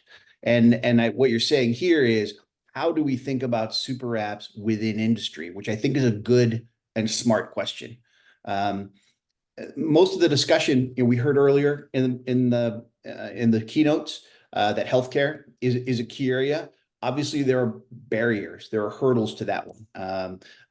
Medical information and privacy and security and all of those issues. But I think that's one where there's a huge consumer need, and I think also provider need. So I think that's an interesting one. Laura talked earlier about financial services. We've seen some attempts at this already. I think that's an interesting one. And then a really interesting one that I first saw when I was living in China and is now happening here in the West as well, is automotive, using the automotive platform as a core for super app. So I think those are 3 really interesting and challenging ones that we may see soon. Yes, yeah.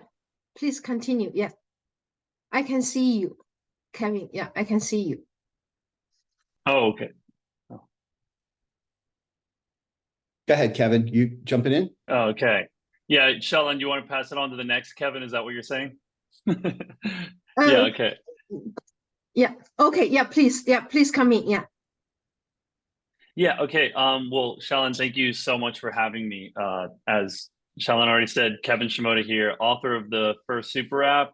And then also now I work at WeChat, Director of Partnerships in Oceania.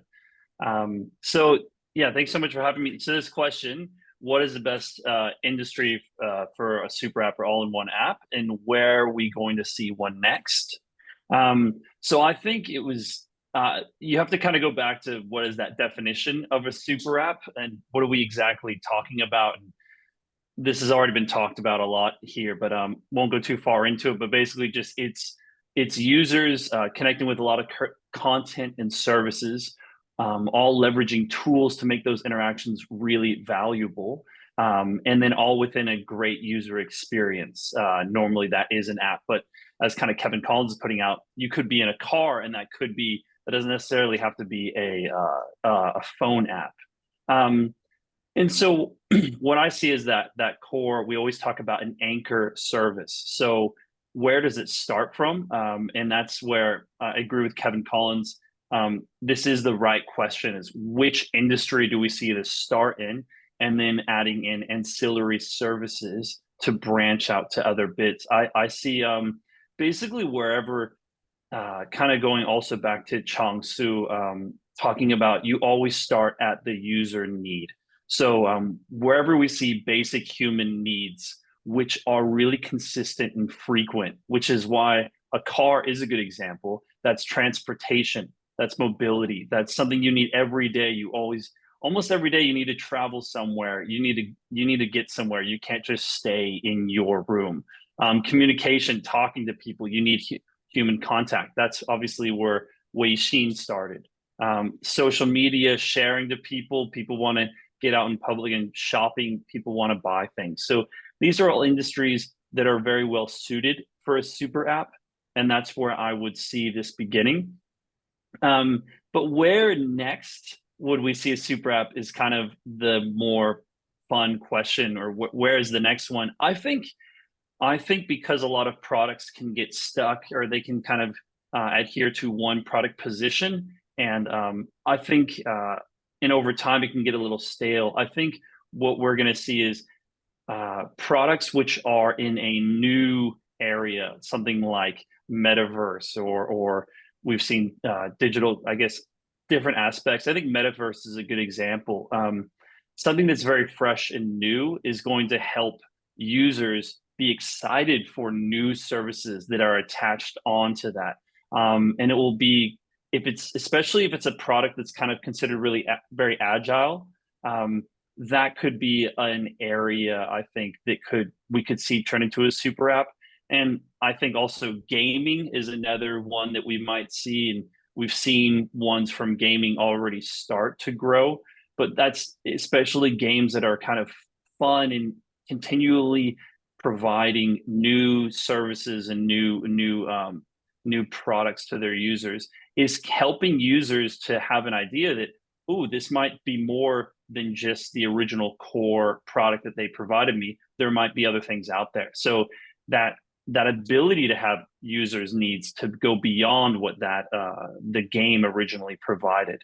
But even more traditional things, like I'm thinking of a industry like maternity and mothers and babies. If it's something that is a core product provided to them, but then slowly starts branching out as they have other needs around that. I could see that also becoming kind of an app that's more than just that original service. Thank you. Thank you, Kevin. So it's very helpful, although I was wondering if it also appear in the gaming sector. So maybe it's a certain age group or a certain interest group, because I never played. And also, Mr. Collins, sorry, because you were freeze just now, so I kind of, so maybe it's mistaken. If you have other points you want to come in, you mentioned financial services and automotive. If you have other things, please come in now to finish your thoughts. Yeah, great to hear from you. Yeah. No, I mean, look, we could go around and around on this one and go through a whole range of industries and lay them out. I think if we want to start the conversation around where do we think it is, and then to Kevin Shimoda's point, where do we think it might show up next? I think we've covered a number of the interesting ones. I do think that the idea of auto is a good one. We've had a number of folks who thought that you could create a smart home super app that would consolidate all of those components. No one's effectively done it yet. I see. Thank you very much. So now let's hear the women's voice about the future of super app. So maybe we start from Laura and then Ray. Yeah. Great. Well, I'm biased. Clearly, being a payments person, I'm going to say you got to start with the wallet or the payment method. Without that, you don't have transactions. Without that, you don't have a trusted way of doing any type of commerce. So you've got to me, you have to start with the wallet. The next thing on top of that, I would say, is marketplace. And again, I'm probably biased, having worked at Amazon. Amazon is similar to a WeChat or an Alibaba, etc. That you've got a variety of merchants, and they're now giving voice to live streaming.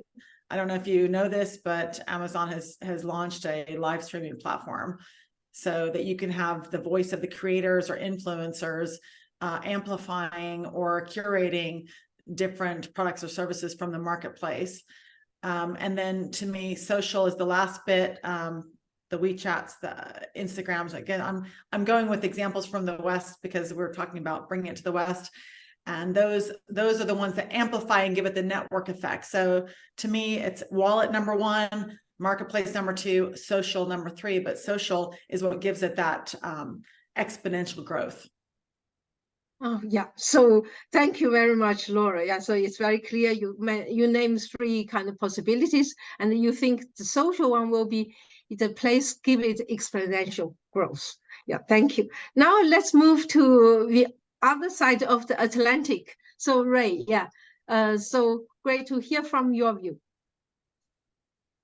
Yeah, thanks for having me, Professor Fu. I think that the speakers in front of me have basically already said a lot of the ideas that I would have put forth. If I had to summarize it, maybe going last, I think the super app, the key component of the super app really is being a platform on which other experiences can sit on top of.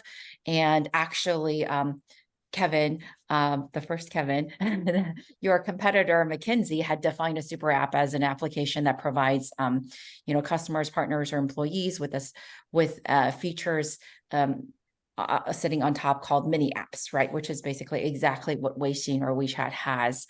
The way, to become a platform in general, I think this is well understood in Chinese internet, is that you have to be a frequent use case. And to be a frequent use case, in Chinese, you refer to like the 4 common behaviors that are common to everyday living, which is 衣食住行, right? So, clothing, but really that's standing for acquiring goods that are necessary to your everyday survival. So shopping, 食, which is food. So you see food delivery apps, for example, because they're highly frequently used, becoming platforms of sorts in China and also Southeast Asia. 住 is actually not it means to live, but it's not actually the process of renting or acquiring, hotels or anything like that, because that's very infrequent. It's actually talking about, your everyday sort of in-home needs. So I think this, ties in nicely with what I think it's Kevin that was saying earlier about the idea that there maybe could be a home smart app that could become a super app. Unfortunately, I think that's not happened yet because the level of smart home is actually just not that high yet. But if you strictly think about it, your Alexa device allows you to have, other app experiences inside of it. So maybe you could think of it as a limited super app. And then finally, Xing, which is transportation. I think, again, we've seen some of the, especially in Southeast Asia, I guess, where more of the transportation apps have taken advantage of the fact that with the high frequency with which users are using it allows them to layer on other abilities. The one thing that I do think is unique, right, because again, 衣食住行 is like an ancient Chinese wisdom, is entertainment, the new role that entertainment plays in this. And I was just going to say, I think Kevin Shimoda said it, that gaming, the metaverse, right, is you could, strictly speaking, Roblox is a sort of super app. It is a platform in which it provides the tools for creators to create entirely different experiences that can be consumed, separately, paid for separately, and actually can differ wildly from each other and have a great diversity. So we are already seeing that in, of course, entertainment. And you also see entertainment apps, such as social apps.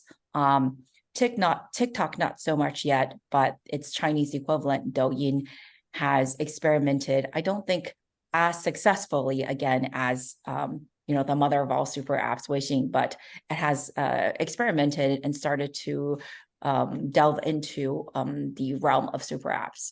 So by having mini app abilities on top of it. So I guess I don't have any new ideas, but I try to summarize a little bit of what everyone else has said. So maybe that's a helpful moniker for people to remember where there could be new opportunities emerging.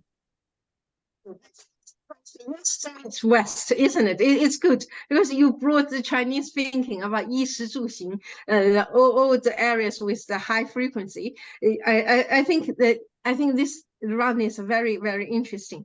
Now I want to combine the program questions together with questions from the audience. So why, when is a super app a good idea for business? So from the audience, there is a question: why do we need a mini program if a normal app can run the service?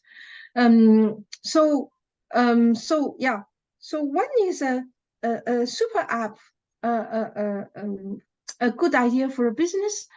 And in that kind of super app, if something like a mini program is useful, and why do we need a mini program if an app is useful? So good to hear your views.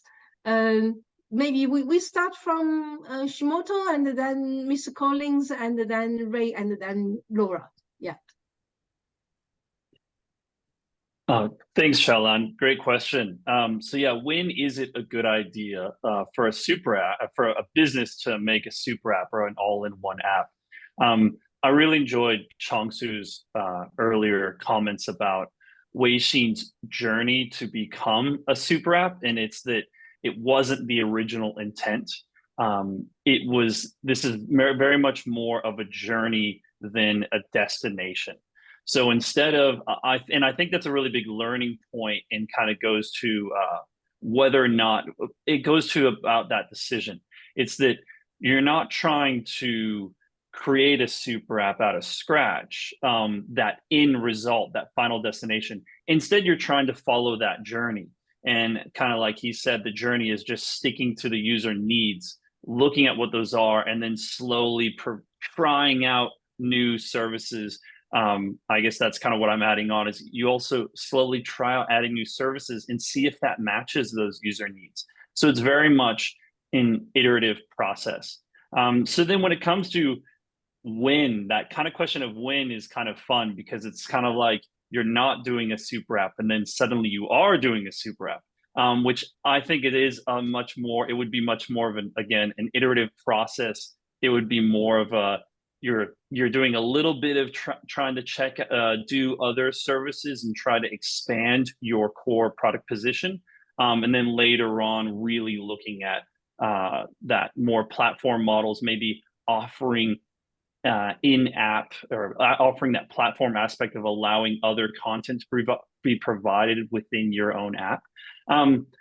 But I think, it's on that question of when, I think it's really important to note that the first thing a business should do is nail their own core product and service. So we've talked about gaming, metaverse, these different, or even cars and driving, these different places of where a super app could happen. First, it's really important to really nail what you provide to the user. Then look, do the users require other services? So, yeah. Yes, I'm cautious of time. So if you can wrap up. So exactly. So I think that's it. So just first nail what you do, and then just slowly look at other services. Great. Yeah, thank you. Mr. Collins. Yeah, so just a couple of things really quickly. First of all, it's very easy to make a case why a company would want to be a super app, right? Data, monetization, essentialness, stickiness to the customer. Very easy to do that. I think what Kevin Shimoda is bringing up, and we've heard it a couple of times already, is that the question is, why is your user going to need a sticky app or a super app? And I think one of the things that we have been struggling with in the West is what we've called the good enough crisis. The things that we have here in the West already that do a lot of the things that the super apps do, they're not perfect. They could be better. They have some legacy problems, but to a lot of users, they're good enough. Credit cards are good enough. We have these solutions that are good enough, and it really has caused problems with mass adoption, even things like Apple Pay or Samsung Pay and some of the solutions that have come out. Now, some of that has to do with technology decisions that those platform providers have made, but some of it not. Some of it is this issue of having to replace something where I think with the case of 2014, 2013 in China, you had a huge population of folks that had net new needs that were really solved well by the apps that were coming out at that time. So my view on this is first of all, reiterate what Kevin said, agree. And also let's look at what the context is into which we're placing this new capability. Thank you. Very insightful comments. And then Ray, and then Laura. Yeah. Yeah, sure. Yeah, I'll keep it short. I think, again, the super app model is very compelling. I think overall, just in general, platform businesses are very compelling, right? Being a first party vendor, for example, in e-commerce, only gets you so far. It's only when you become a marketplace model like Amazon has that you can really grow the piece of the pie that you are leveraging. I think that for super apps, they obviously take this a whole level further by not just expanding and becoming a marketplace for vendors selling the same thing, but for all sorts of providers. And especially if you are a business, for example, as I've seen in China, Meituan, the food delivery business, this is a high frequency but low margin business. It becomes much more interesting when you become a quote unquote super app. I know some people may not think of Meituan as a super app, but some people do, because they have so many other functionalities within the app where you can then layer in lower frequency but higher margin businesses. Now, someone like Meituan did choose to go about those businesses and own that entire supply chain, but you could also have done what WeChat has done and entirely open up the ecosystem and allow much more flexibility for other providers to come in and build their own experiences. Or you can choose to be like Meituan and become much more standardized and be more of a, strictly speaking, more platform-like. But overall, this is just good for many businesses. It's just very operationally intensive to execute. And I think that is one of the reasons that's keeping many of the Western companies from going down this route. Thank you. And Laura. Yeah, my two-word answer as to why companies would do it is customer engagement. It's not about new revenue streams as much as it is customer engagement. And to give you the quick example, take Meta, for example, where they've got 2.9 billion customers around the world, or active users. They launched P2P payments and social commerce in Brazil, India, and the US. They didn't do that to make money. They did that to increase the engagement of their customers. And I think that all companies want to do that. We all have a battle for share of minds, share of eyeballs, etc., share of engagement. So you keep layering on. You start off, as you guys say, with your core product or service, and you add on additional offerings so you can better engage your customer. Question, I think it would be a very interesting question, is what's the future trend of super app? or in other, and also how would like the development in AI, like and also quantum computing, how would this kind of, also digital, in the digital area, how would this digital kind of technology kind of impact on super app? Would it be incorporated into super app, or it would replace super app? So what's your view about this? I would like to start Laura, and then Ray, and then Miss Collins, and Shimoto, and Chang, and Chris. If you have any views, you're welcome to jump in and share your views. Yeah. Yeah, well, the quick answer, AI is not really new. We have machine learning back in the mid 90s. Amazon launched recommendations, or user based upon your buying habits. You bought this, so you're going to like that. So that was machine learning, and machine learning turned into artificial intelligence, and now it's generative artificial intelligence, Gen AI. So it's a spectrum. And I think that we've already been using it. We've become accustomed to it, but it's getting better and better and better, and smarter and smarter and smarter. So as we move into super app status, you're going to have AI and generative AI taking the user experience to new levels, because these bots are going to be able to help us make better decisions based upon who we are. Thank you, Laura. Yeah, it's very promising sounds. And Ray, yeah. Yeah, well, I'm a full believer in generative AI, or AI in general. I'm working full time on generative AI now.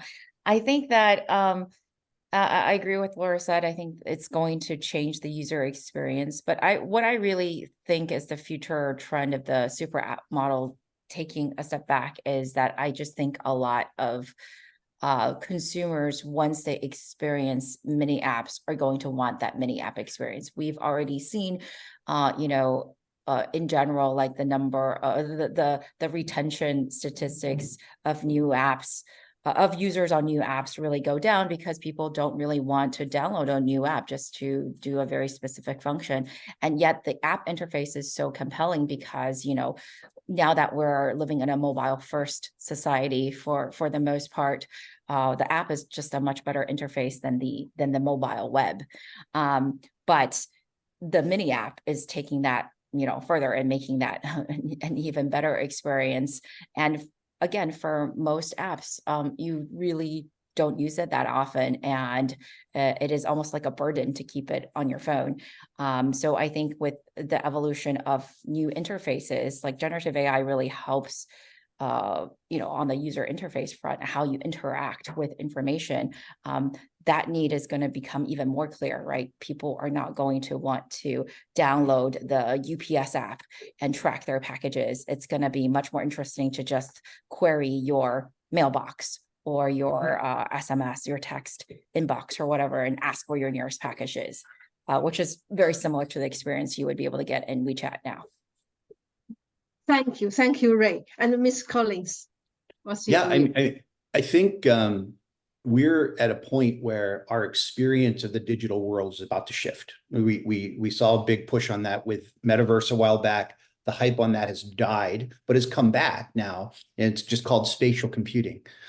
We're seeing that with AI and generative AI specifically, but not just, all the different variations of AI. And I think what's happening is the ability for these tools to now use tools. So AI to reach out and use other tools actually gives it the ability to function in many ways like a super app. It can do the things for you. I don't have to Laura's point, download the UPS app, because my agent can now do that for me. And so the walls that I have found between my apps, the reason I have 1,000 of them on my phone, is kind of goes away as my agents become able to go and interact with all of these different components. So I really feel like the need that the super app is solving can now be solved in more than one way. Yeah. So that's really interesting. Tools to use tools, and the need to solving things will be, be in multiple way, more than one way. So thank you, very thoughtful. And Mr. Shimoto, yeah. Yeah, I think what everyone is saying here makes a lot of sense. I see this super app and this all-in-one app model is just really a way to organize services and products, in giving that, like Laura said, customer engagement, a great way to organize a user experience. And I love what Rui says. Once people have had a really good user experience, it's going to be hard for them to not have that model anymore. So just giving people what they want when they want it in a really easy method. And I think as new trends come in, whatever new trends come in, from AI to ChatGPT to generative AI, this formation of services is not really going to change as a very great user experience. Thank you. To all of you, our excellent panelists, for sharing your expertise and also your vision about the future trend of super app. It's really exciting and very insightful and exciting. So many thanks to all of you. And I think we have run over time a little bit. And now maybe we now move to I will read two questions, and if you can give quick answers. So the first one is, what is the market size for an all-in-one app? Has anyone heard of the ecosystem economy book of the Amazon, written by McKinsey? That's the first one. The second question is, why the payment method in Western countries not work in China? It is very convenient, etc. So I think the second question, maybe, in China, there are also very convenient payments like WeChat Pay, Alipay, and various things. But of course, we can use card payment and Apple Pay, and definitely, yeah. So I can use it there. So now the question is, what's the market size for all-in-one app? So in one or two sentences, can everyone just give a prediction? Who want to start? So, Mrs. Shimimoto, you're here. I saw you. Maybe we start from you. Yeah, the last question. I'll pass on this one and pass it off to. I think I've already spoken enough. I'll pass to the other folks. Yeah. Laura, would you like to make a prediction? It's challenging. I mean, social commerce we predicted back when I was at Accenture last year, we predicted that social commerce would reach 1.2 trillion by 2025. And the lion's share of that was coming from China. So 80% was coming from China. So you can extrapolate and think, okay, if the West and what's driving China are the super apps. So if 80% of social commerce is coming from super apps in China, then that shows you what the potential could be if we adopted super apps in the West. So I don't have the answer for you, but you can do a bit of maths on your own to think about what the massive potential could be. Yeah. So the keyword is the massive potential. It could be massive potential. Maybe Kevin has some up-to-date figures since he's still with Accenture. Yeah, no, I mean, I hate to do this because I'm going to be less crisp than Laura, I think, on this one. So my view on this is it comes down to definition, as we've been kind of talking about all along. If you include the possibility of regional or industry specific super apps, then literally the market is all the things that we're using today, right? So it comes down to a matter of definition, I think. I agree with your summary that says massive, but I also think that it's not going to look like WeChat. I really think that what we talked about with conversational interfaces and some of the things that folks have brought up earlier today are going to make this next iteration of the super app not look like the super apps that we have today. So I'm sorry for not being able to draw a nice boundary for you, but I do think that we're looking at both a change in form and in function. Yeah. So the keyword is changing form and function. So yeah, thanks all our excellent panelists, including the 4 experts in this panel, and also earlier our panelists Chang and also Chris. I know it's very late in China now, and also our distinguished keynote speakers, Laura and also Wayne. And thanks to David staying with us until now. It's really a great honor. And thanks to our audiences for very inspiring questions. So today, for our workshop today, really we discussed, a very frontier industrial trends, and also when this super app makes sense for business and also for users.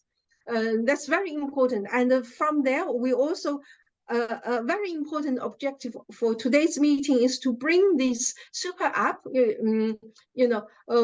from the east to the west, and also to the developing world, and also trying to see the experience of Weixin, of WeChat, what we can learn from it. There are good experiences and also pitfalls, so that we can make a more kind of smooth, accelerated process.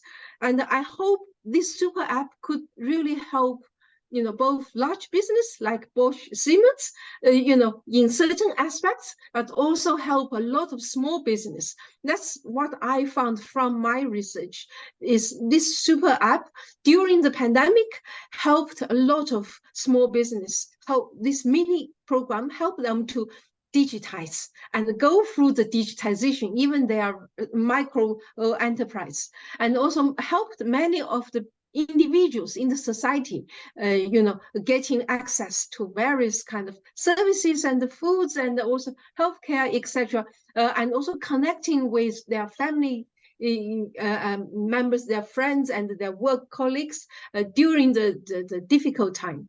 And so we are still in the wave of recovering from the pandemic, and the world economy needs new drivers for growth, and also this poverty inequality is still a major ground challenge for us to address. We hope this super app can play a role. I believe it will play a role, just in different country, different context, how, we can use it, for the society and for the economy. So that's all for today's discussion and for our workshop. And many thanks again to all our speakers and our panelists and audiences. So we hope we can renew our conversation next year again, around this big topic, and see you next year. And Merry Christmas, Happy New Year, early greeting, and see you in the new year. Yeah. So see you, everyone. Bye bye. See you. Yeah.